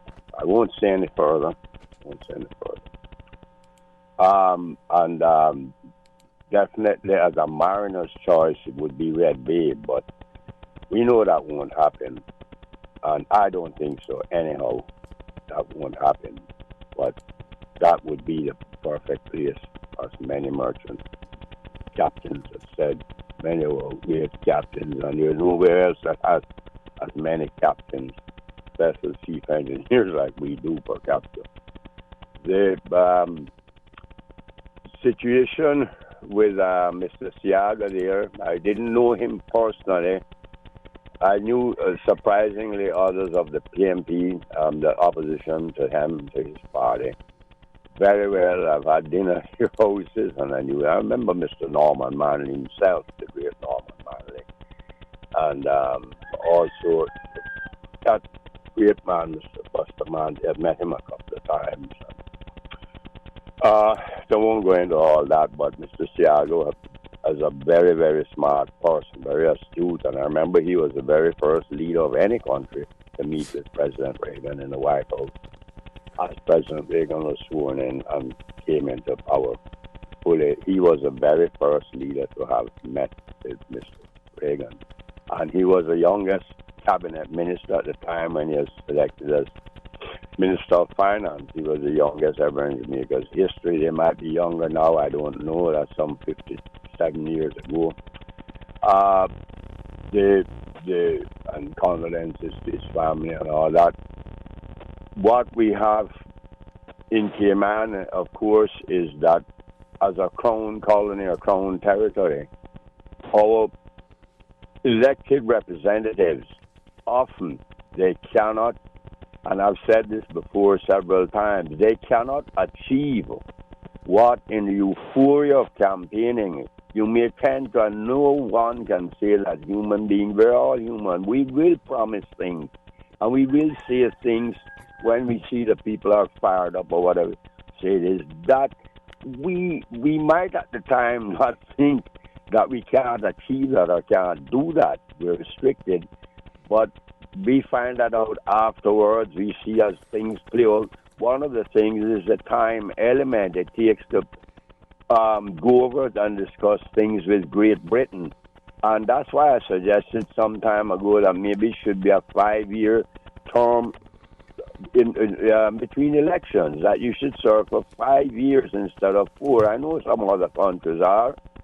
And that gives you that extra year where you can then talk about campaigning, because every elected representative is there to campaign to stay in office, or you shouldn't be. You shouldn't have run. I don't think you should have run. If that's not your goal in mind, to try and stay as long as you can, but still provide the service and the will of the people carried out as best you can, and not be, sidetracked or corrupted by powerful special interests here in Cayman. It's very, very powerful because of our absence of any form of direct income tax, which holds people's fingers to the fire. But so, it's a difficult job you all have. And I do hope, and I say this with all respect to everyone, I do hope we try to move the Constitution forward. I do not see why every time there needs to be something amended that would move the people's position forward, that our elected representative would get more responsibility and more autonomy, and that you have to have a referendum to do it. I disagree with that. I elected you all, and you can do it yourselves. Decide on it, take it to the people, talk to them in your meetings you should be having with the people, and then decide on those changes that are important, not just petty things to change. I'm talking about serious changes. It can be done without referendum. Costing and time wasting. Thank you very much, caller. Thank you very much for that. We have another caller. Caller, good morning. Welcome to For the Record. Yes, good morning, sir. Morning, sir. And good morning to our panel. Yes. Leader of the opposition, Mr. Orrett McLean. Morning. And to Mr. Suku, and to Mr. Saunders also. Morning, bro. Yes, Mr. McLean, how many acres of land does government have in East End? That's hard. I don't know the total acreage. I know where a lot of it is, but I don't know the total acreage. Okay, I think what I heard last, I think it was 300 acres. I wouldn't be surprised if it's not more. I think that's what I heard last that I heard about it. Well, about a year ago, I read in the newspaper that there was a shortage of coconuts in the Caribbean, and I would suggest that the government start a coconut farm in East End. Coconut trees are something that they're able to withstand the winds of hurricanes. And also, now that we're getting rid of mostly all the iguanas around here now, you don't have to worry about them eating the pods off the trees. And I think it will bring in some good income for the government, especially when it comes to exporting these coconuts around the world. I think government should consider this, and it will also bring work for the East Enders and also for the people of Bordentown also. Thank you very much. Thank you very much, caller, for that. One of the problems we will have with that is, especially on government land, whilst government may have a lot of acreage in East End, it is land that is not arable land. Is Binnacle Cliff, we call it. Certainly I believe that kind of industry should always be looked at. I don't know if government should do it. Long-term lease to private sector to individuals to do it. Yes. One of those young men that doing it in going in Northside Road there, I think. But what we're forgetting is that we had an industry here, and some disease came through in the 40s, I think it was, and wiped it all out, 40s, 50s. and it wiped it all out. And then we had to start back by getting coconuts from down in Honduras and the Bay Islands. Little Cayman was prominent in terms I think, of... but just looking at what the caller raised, which I think is very valuable, not just coconuts, but overall the agricultural industry. Right. I think one of the things that we seriously need to consider is even food security, in the sense of what it is that we can grow here, what it is that we can do to sustain ourselves. And I think, seriously speaking, we need to look at subsidizing the farming as they have done in many countries around the world. Now, I've long held the belief, and I could be wrong because I can't prove it, and I hate saying stuff where I don't have the evidence for, but I believe a lot of our cancer that we have here, I think, is caused by a lot of the food that we have imported. Yeah. And in some cases, we don't know exactly what it is that we're putting in our bodies. So I think if we can grow more locally and make sure we regulate what it is that they're doing, what it is that they're spraying and everything, to making sure that it is healthy, I think it's something that should be done. As a matter of fact, going back to the land in Eastern, I think it was Mr. Tibbetts, when he was minister, was looking at doing an initiative where they could lease some of the land out to people and they could do farming. But they have now changed that, and they're going to put the mental health facility there. Okay. Yeah. We have 2 callers. We're going to try to take one call before the break. Caller, you're going to have 3 minutes before we go to the break. Good morning. Welcome to For the Record. Hello? Good morning, caller. Oh, good morning. Mr. McLean, Honorable McLean. Yes, sir. I am still not quite satisfied I got an answer to that question. I would like to expand a little bit more. For one, the seafarers recommended Red Bay. 2, all trips to the North Sound, Stingray City, and whatnot could be loaded up by Grand Harbor, which avoid the congestion in town. Also, instead of having thousands of people at once in downtown shops, they trickle down more, especially going through one of the most historic parts of Cayman, Miss Lass's house, Switz Cove, the schools, the structures, everything there. And I would like to, ask the government, whether in assembly or whatever, why have they not considered or not considering Red Bay, regardless whether Georgetown is good or not? I want to know why they have not followed the advice of the seafarers or the master mariners and put it at Red Bay. Okay? Thank you, John. Thank you very much, caller, for that. We're going to take a commercial break. We still have other callers on hold. We're asking you to hang in there. Quick commercial break. When we return, we will take your calls. Thank you very much, caller, for that. But I'm agreeing with him that that is probably the most suitable place. Yeah. But it's going to be extremely costly. The traffic alone and that. Are we on a commercial break now, DJ Lynn? No, we want to take the other caller? Caller, good morning. Welcome to For the Record.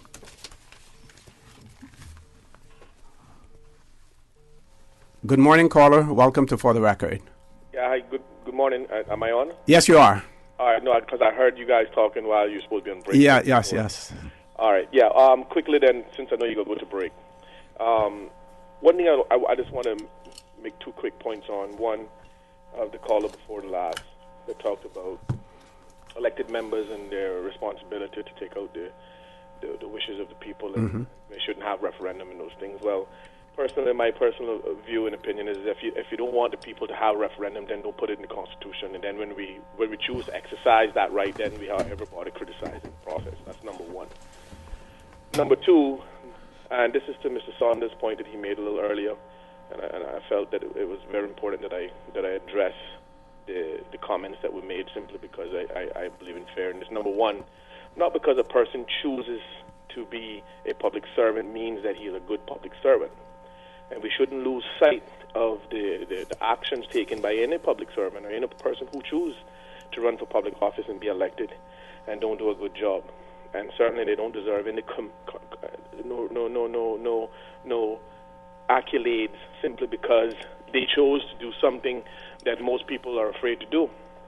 And I want to stress that we live in a time where we have more educated Caymanians than we had in previous decades. The reason why we're asking necessary questions, the reason why there has been a paradigm shift is because of the involvement of education.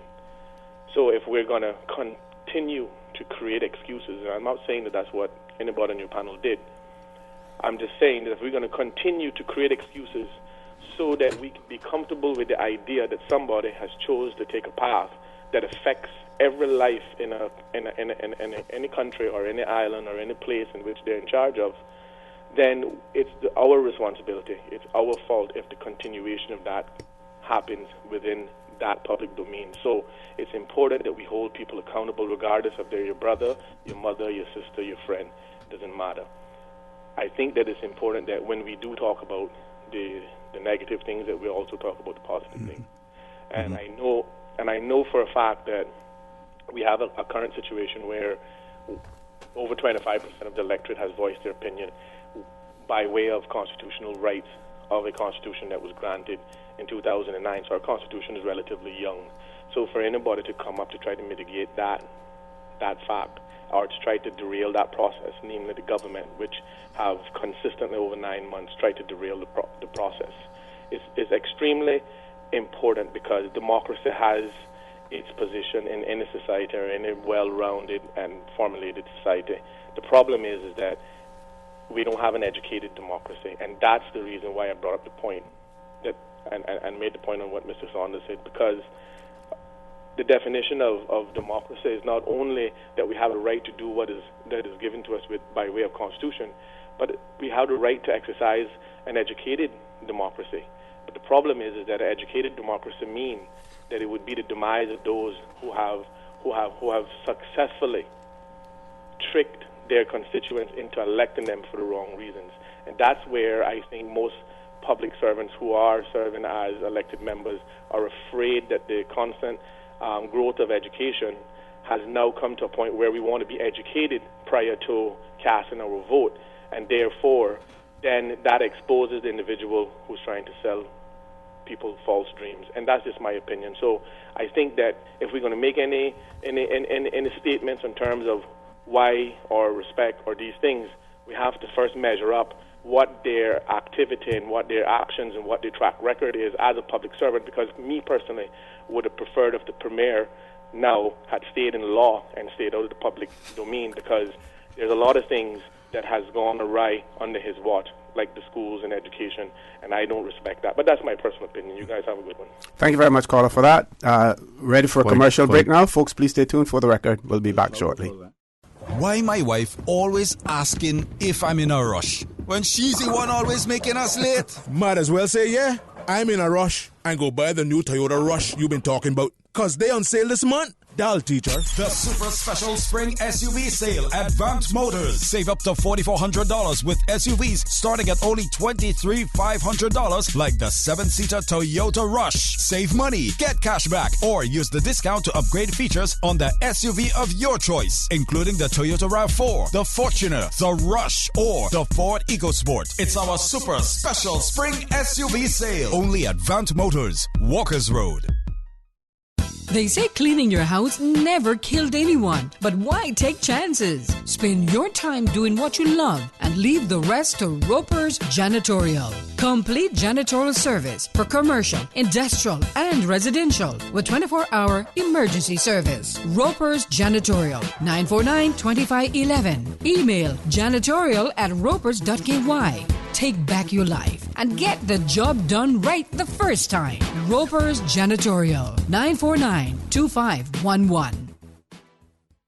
Since March 2004, West Bay Pharmacy has kept their doors open to the local communities, even before, during, and after Hurricane Ivan.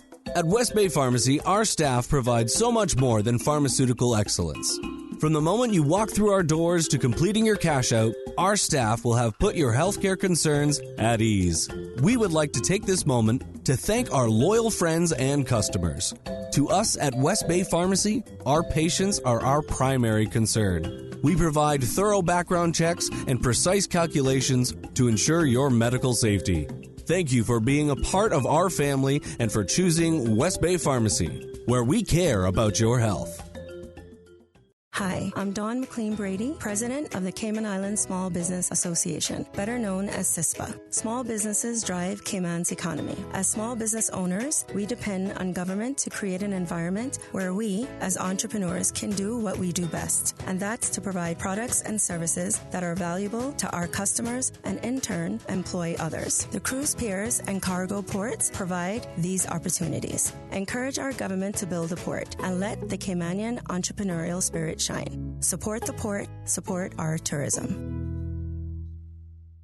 For the record, with Orrett Connor. Initiating system. For information that matter. For the record, with Orrett Connor. Continues right now on Radio Cayman. Good morning and welcome back to For the Record. One of our listeners in relation to the coconut issue has written and said, just a note, Rotan Bay Islands has started a coconut walk plantation. In future, they plan to export coconut oil, which will be in high demand around the world. So just that people are more and more seeing the value of it for dementia and different things, for your skin, for your hair, and more people are using it now. Because the Philippines is exporting it, or Indonesia, Philippines they have huge we see them in the store farms over there, in the stores here. But it's processed, of course. You got you have the cold process coconut, so you got the cold press, and then you have the oily one as well. And at one point in time, coconut took a knock. Coconut oil and stuff like that as not being healthy and stuff, and all manipulation by the industries there. So, OC, before you move on, just to comment on the last call, I did state that I am, as much as I disagree on a lot of policies, so I don't want anyone believe that I'm actually supporting the Premier's policies. And I think he did raise a valuable point. Maybe the country would have been better off if he stayed in law, you know what I mean? But that's the but I think at the end of the day, one of our jobs, I guess, as leaders, as political leaders, is to build a community where everyone feels valuable, where everybody feels a part of it. Everyone has a role to play. And I think that's one of the remnants of having the British class system inside here, where we have become a society of class. And what has made Cayman a little bit more challenging is that we are a British overseas territory where we have imported their classism. We're also very Americanized, where we have brought in their racism. And when you take the classism and the racism and you put them together, you have a next thing you call placism, where regardless of who you are, you must know your place. You know, and I've seen that within our society, and I think more and more now that is what a lot of people is pushing against. You know what I mean? But I'm not, like I said, if I'd supported the Premier and a lot of his policies, I think would have been a little bit more complimentary or whatever. But the reason I am sitting where I'm sitting in opposition is that I do oppose many of the policies that the government has done. No, are they want to do something in the best interest? Absolutely. But as I've gotten older, I've learned that there's a big difference between knowledge and applied knowledge. Not because they may have knowledge of something mean they can actually apply a solution. And I think this is where the problem is. Mm-hmm. It is the ability to apply solutions to genuine problems that Caymanians have. Okay. You know, see, I was at the eye doctor the other day, and I ran into one of the partners, former partners from Walkers that I used to work with. And it's a gentleman that came here and did very well for himself, but also stayed close to the community. Mm-hmm. So, I hadn't seen him in years, but he and I were talking. And it's funny because in the last election, he was actually supporting Mr. Panton. He wasn't supporting me. But he had never had that political discussion with me. Okay. And it was so funny because he asked me, why did you go into politics? And just as I was about to answer him, the eye doctor called me in and I couldn't answer him. But, it really got me thinking, because what is it that is going to define my legacy in politics? What am I going to stand out for? You have to think about that. And Chris just started touching on it, and it's something so important that we have developed this country. We've become very successful in a lot of areas. We've done a lot. But as we've continued to do that, more and more Caymanians have become displaced and left out of that equation. And I think that is the void that this group has to try to fill, because we're seeing it day in, day out. I have a gentleman now that's been texting me while I'm sitting here, being evicted and nowhere to go with his family. Those sorts of issues in a country as developed and successful as this really shouldn't be happening. There are individual circumstances and so on, but more and more, when you look at education, when you look at opportunities, when you look at people development, we've developed the country, but we haven't developed the people. And that is where we have fallen down. Okay. We have two callers. We're going to try to take one call before the 9:30 break. Caller, good morning. Welcome to For the Record. Good morning. Good morning. How are you? I'm okay. And good morning to your panel. And congratulations to Honorable McLean. Thank you. Okay. I don't know if this is a question or a comment or both. I live in the Savannah area, and I was just wondering, because I've been listening to you all, and I was just wondering when you all plan to do a community meeting to hear from the people in these two areas, because I'm sort of in a cross between Newlands and Savannah, just to hear our needs and our concerns for these communities. And also, I've been asking for several years if a consideration could be made to, right out there by the Savannah Post Office, to have a proper turning lane going into that post office coming east to west, because the way it is and is a perfect place for fatalities, just waiting for a time. So I'd be anxious to hear the comments on that. Thank you. Thank you very much, caller, for that. Maybe we can squeeze the other caller in before the break. Caller, good morning. Welcome to For the Record. Good morning. Morning. Morning again, gentlemen. I don't know. I'd just like to say, with regards to the issue of the referendum and education, often we use that word loosely about education. And what I said, I meant. I'm not denying the people's right at all. It's in our Constitution to have referendums, but they must be carefully considered. It is time-consuming. No one can deny that. It is very divisive. It's the same as elections. And you can't govern a country based on a referendum alone. You can't. You cannot. And the thing with education is this, because then we could just turn over the governance of the country to the deputy governor and the civil servants who are in high places there, and they could run the country if we're going to run it by referendum. It is a necessary tool to use, but it must be carefully used, very carefully used. I'm a lot older than many of those who are pushing it. I know they may have much better education than a half idiot like me. The thing with education is here in Cayman, one of the disappointments I have, and I think we have a very good schools and all that, is that we're using foreign judgment.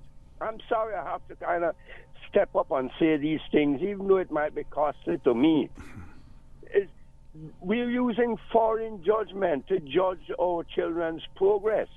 And I think we need to have more Caymanians involved as teachers.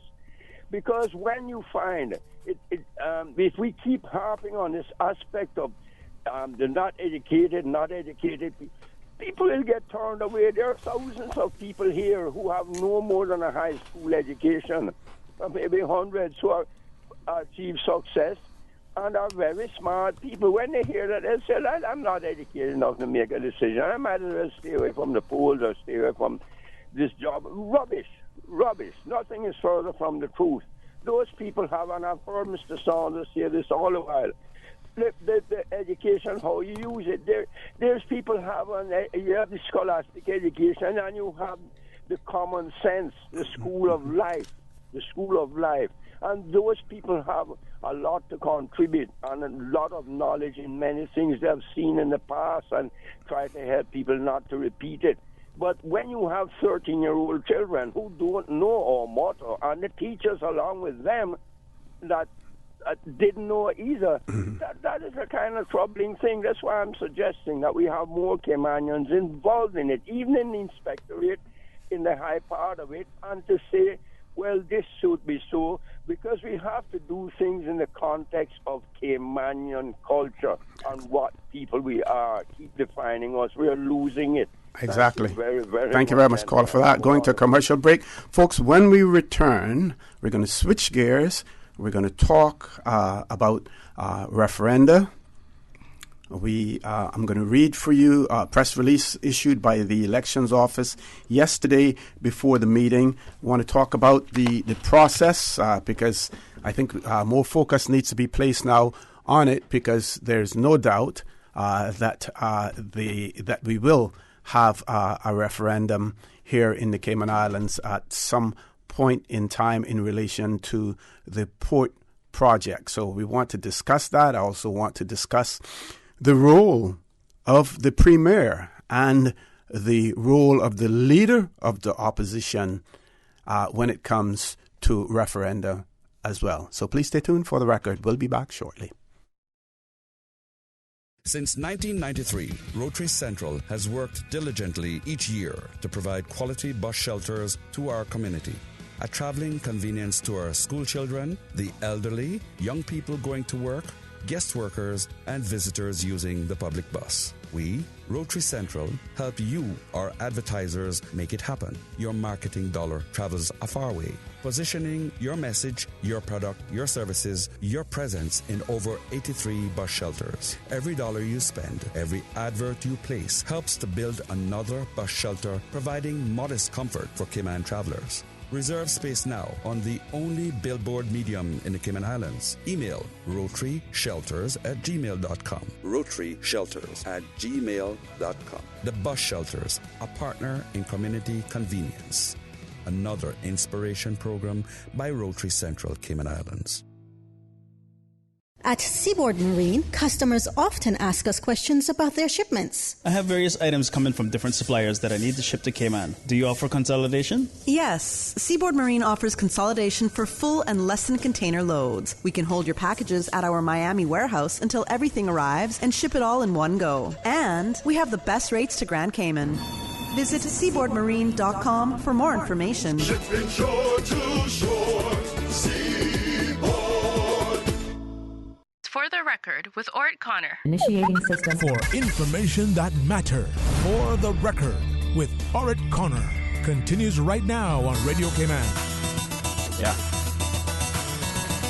Good morning and welcome back to For the Record. We have another caller on hold, but before we go to that caller, we want to give our panel here an opportunity to respond to the caller who spoke about the turning lane at the Savannah Post Office, as well as inquiring when will there be a community meeting in the Newland Savannah area for the residents of that area by the representatives. Yeah. Well, on the turning lane, Mr. Eden and I had actually met with Minister Hugh and put that to him exactly as the caller had stated, that we wanted to convert that middle lane into a turning lane. Little while out, he went away and spoke to NRA about it. A little while after that, we saw some road work start, and we thought that was what was happening, but it turned out not to be that. So we will have to take that back up, and I know Mr. Eden has taken it back up with Minister Hugh. So we'll wait to see what. And the commissioner too. And the commissioner of police. Concerning the speeding, because I have been on that ever since I left the office, because you remember the intent of that. The intent of that was, including the other lane, which I went through a lot of abuse for, was to relieve the traffic out of Newlands until we could get the road up to Newlands, the bypass. And I have made representation to them also to turn that lane into a turning lane down to the school, or even where it's at. But you can shorten it up, because there's no need to go past the Adventist church. There's no need to go past the Adventist church gate. And then people will have to stay in the left lane, and it will ease the traffic up there. Certainly will. Meetings? On the meeting, Mr. Eden and I and Mr. Saunders had actually talked about having a public meeting. Unfortunately, because Mr. Eden isn't well right now, we're waiting until after this coming meeting of the LA, and then I think we'll be better placed to actually have a full-blown meeting. But Mr. Saunders actually had a meeting 2 weeks ago. Yeah, it was last week, I believe. But we did for the record. I mean, it's one of the things that Mr. McLean has been pushing for us is in terms of getting the public meetings out. So that's why it was actually supposed to start with the launch of his meeting Monday night, and then we have separate ones. But we've been now trying to, I guess, finalize up the dates and location as soon as Mr. Eden is back. But it doesn't stop us and others from, Avon are still going on the communities and doing what it is that we need to get done. Okay. We're going to take the caller. What we're going to do after that is we're going to close off the phone lines, at least for a while, so that we have an opportunity to discuss this very important matter in relation to the referendum, the possibility of one, a strong possibility, a very, very strong possibility of a referendum taking place. Caller, good morning. Welcome to For the Record. Yes, good morning, OC, and good morning to your panel. Morning, how are you? Morning. Not too bad. Getting a lot of rain, but we're getting some sunshine today. Good, good. All right. To the opposition, the leader of the opposition, and the two MLAs that you have in your radio station.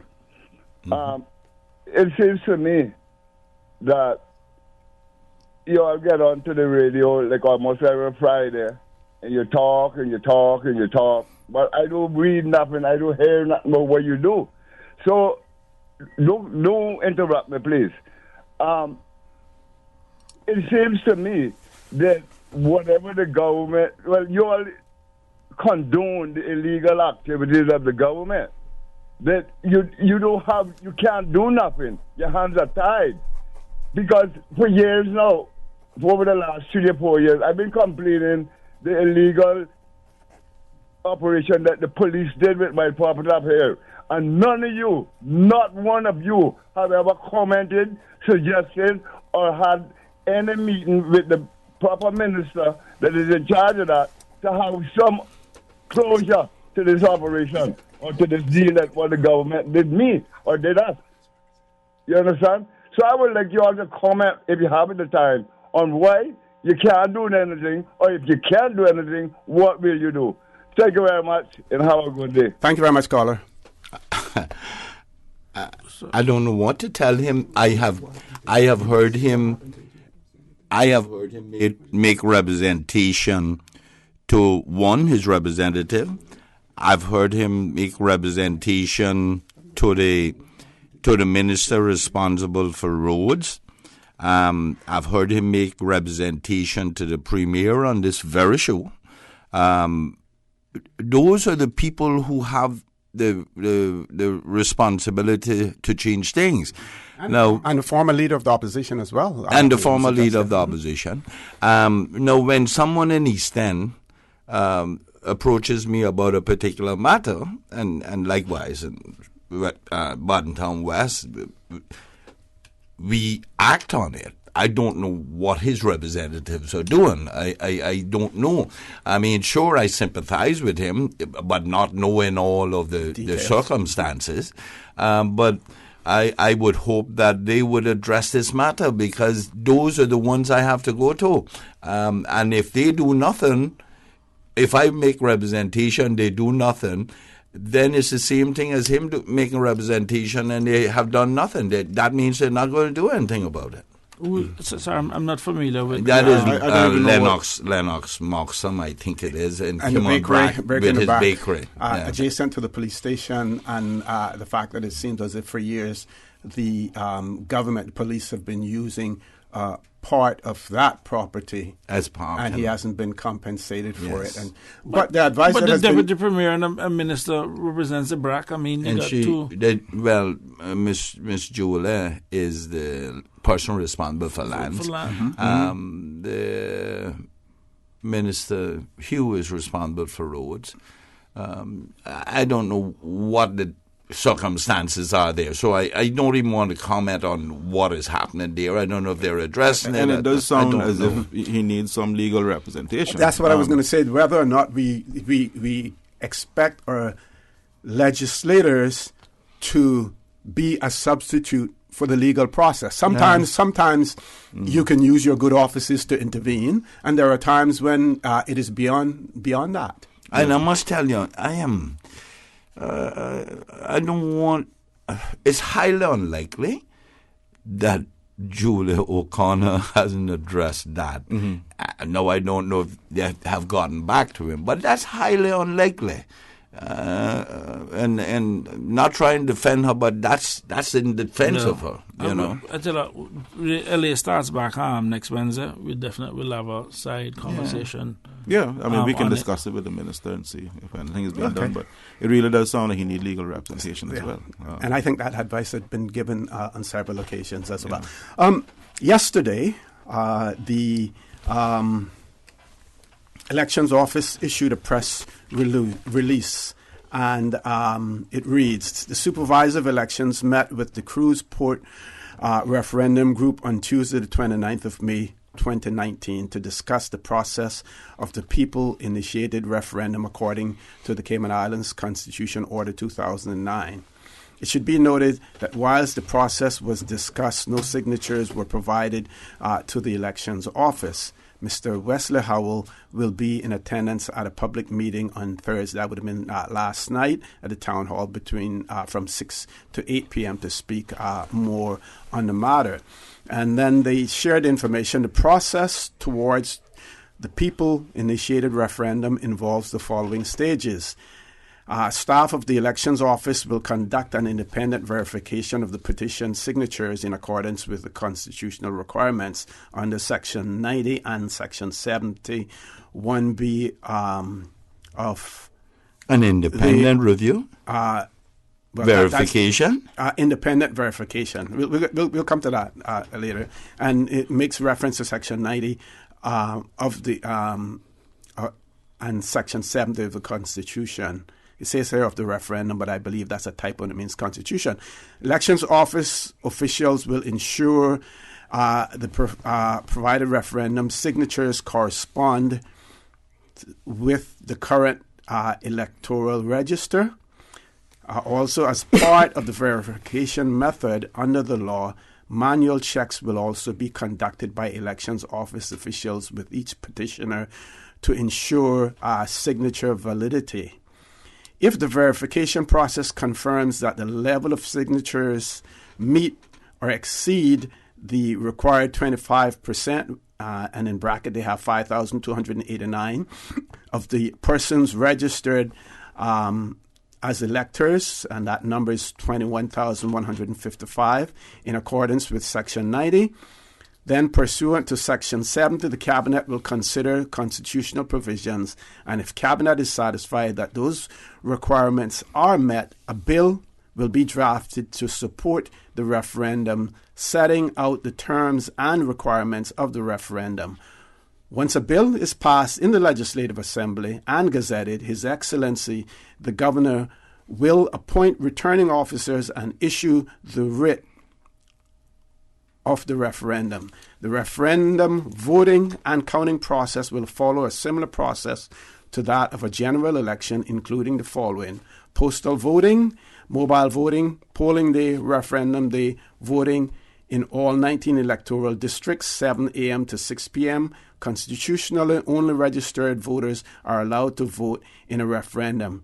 From the issuance of the writ based on previous referenda, it should read, the process is expected to take approximately 10 weeks, which will allow the Elections Office time to prepare staff materials and carry out the referendum process, including postal ballots. Now, I take issue with a part of this when they lay out the process in relation to what will happen in terms of mobile voting, postal voting, and stuff like that. And I say that simply because that will be included in the referendum bill, which will then become a law.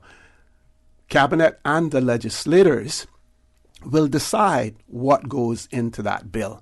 Now, when we look at the referendum law for the 2009, in approving the seeking approval of the 2009 Constitution, and when we look at the one in 2012 in relation to single-member constituencies and one person, one vote, those are two separate bills that were drafted. Now, I must say that they're drafted along the lines of the election law, and there are various amendments that are made to the election law to accommodate for a referenda.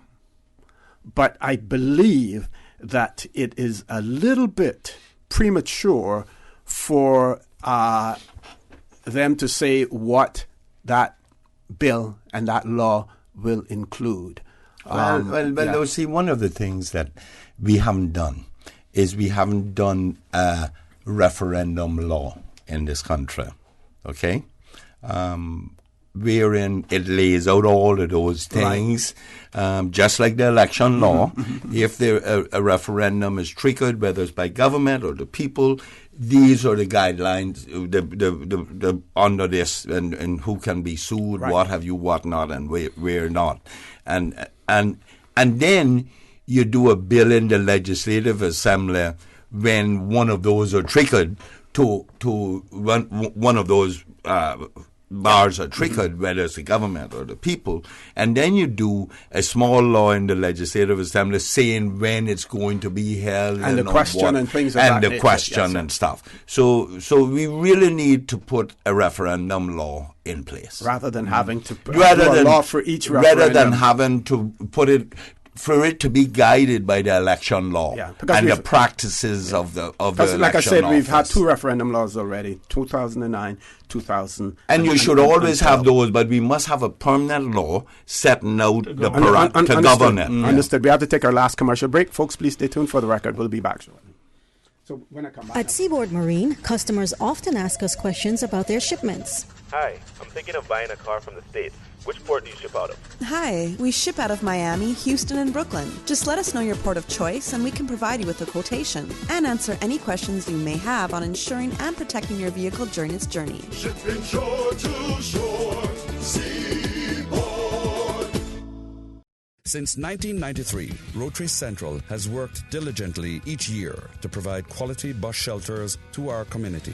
A traveling convenience to our school children, the elderly, young people going to work, guest workers, and visitors using the public bus. We, Rotary Central, help you, our advertisers, make it happen. Your marketing dollar travels a far way. Positioning your message, your product, your services, your presence in over 83 bus shelters. Every dollar you spend, every advert you place helps to build another bus shelter, providing modest comfort for Cayman travelers. Reserve space now on the only billboard medium in the Cayman Islands. Email rotaryshelters@gmail.com. rotaryshelters@gmail.com. The Bus Shelters, a partner in community convenience.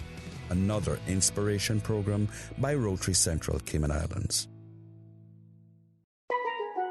While the primary source of alcohol for underage drinkers is people they know, research shows that 7 to 9% of those who report alcohol use in the Cayman Islands purchase alcohol directly from retailers. Tips Off-Premise helps retailers focus on verifying the legal drinking age when selling alcohol. Since the program was introduced here in the Cayman Islands back in 2005, we have trained over 400 persons and partnered with over 10 retailers.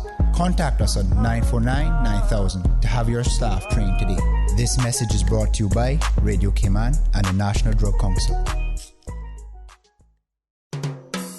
Support our port, support our tourism. Did you know the cruise berthing facility will not cause flooding in Georgetown? In fact, wave walls will be built in addition to the piers, and marine engineers say that this could reduce the force of incoming waves. Learn more and spread the word. Looking forward, looking bright. Support our port, support our tourism. For the record, with Orrett Connor. Initiating system. For information that matter. For the record, with Orrett Connor. Continues right now on Radio Cayman. Good morning and welcome back to For the Record. We're on the last leg of the show. Today, just a little bit of public education, if I may call it that, in relation to referendum in the Cayman Islands. We had a referendum in 2009, and that was assented to on the 16th of March 2009 by the then Governor Stuart Jack, and it was entitled "A Law to Make Provisions for the Holding of a Referendum on the Proposals to Modernize the Constitution of the Cayman Islands and to Make Provisions for Incidental and Connected Matters." And then in 2012, we had a referendum law. Bear with me. We had a referendum law that was issued on the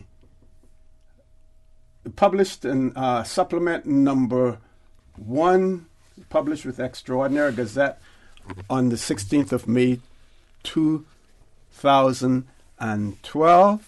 And in that referendum law, here we go.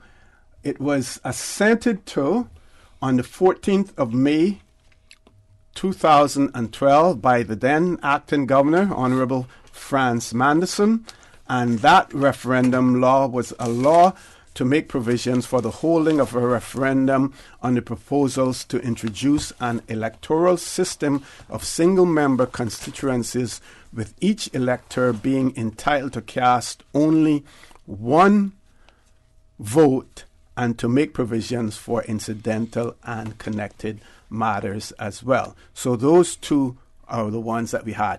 One of the differences that I noted in this, and this is going to be extremely important for those who are talking about transparency and scrutiny and everything else, and I know Mr. McLean wants to comment in relation to this independent verification and how that verification process may work as well, because there's no legislation that speaks to it as it is now, and that will take place before the referendum law is issued.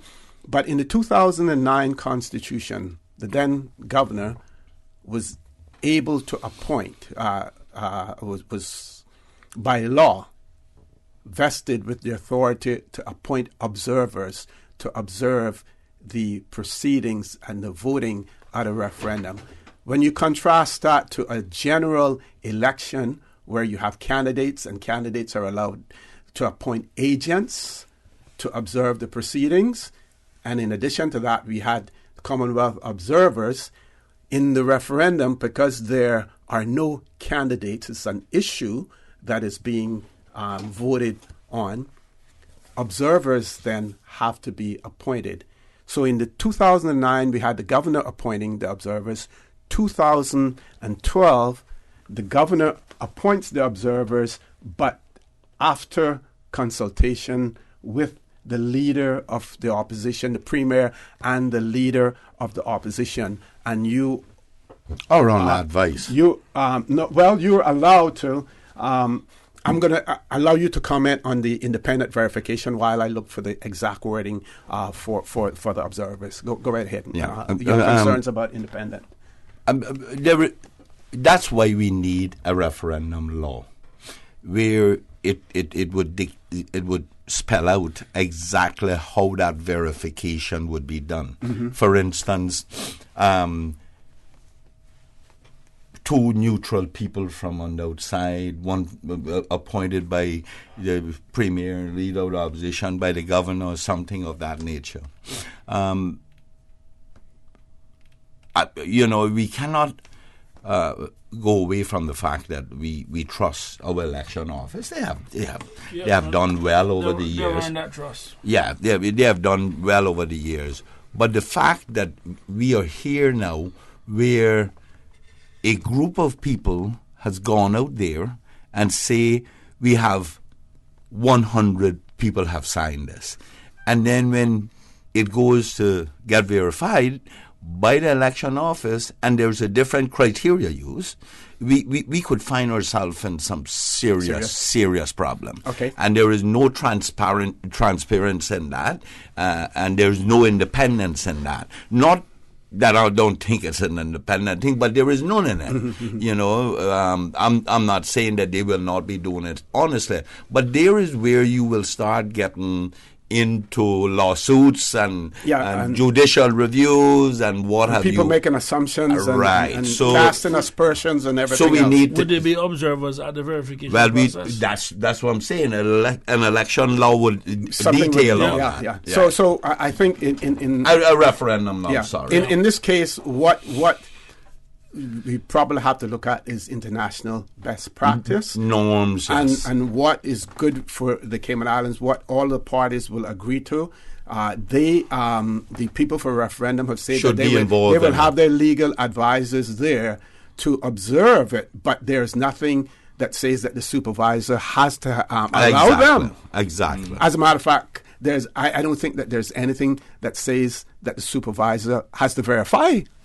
And there's no legislation, to my knowledge. I may be wrong, but and there's no legislation for that at all. Oh, see, there's none that says that this need be run on an election office. Absolutely nothing. Yeah. Thus, the reason for a referendum law. Yeah. Okay. But the Constitution does say that the referendum has to be run in accordance with Section 90 and Section 70 of the Constitution. You know what that is? It's qualification. Yeah. Okay, so observers, I'm going to read very quickly the 2009 referendum law as it relates to observers. The governor may, by instrument in writing, appoint persons to observe the conduct of the referendum, the verification of the ballot paper accounts, and the counting of the votes. That's 2009. 2012, in relation to observers, it reads, gosh, I had that before. Okay, here we go. The governor may, by instrument in writing, appoint persons to observe the conduct of the referendum, the verification of the ballot papers, accounts, and the counting of the votes. And here's the key now. Here's what they have added in 2012.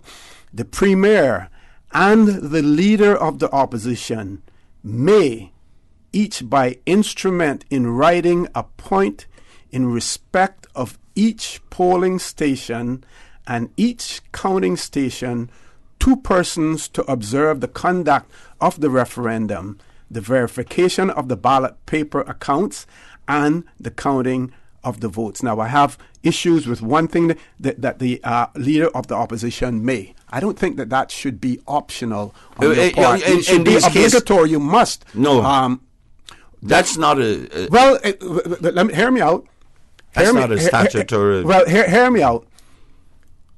This is for each polling station and each counting station. That means in every constituency, Chris's constituency, Mr. Suku's constituency, Mr. Eden's constituency. What if you decide that you, as the leader of the opposition are only going to appoint for one or the other? That's why I say it must, because every constituency should be represented in terms of an observer. You don't think so? I'm going to hear from Chris, and I want to hear from Mr. Suku, because they're the ones that are going to be affected by it.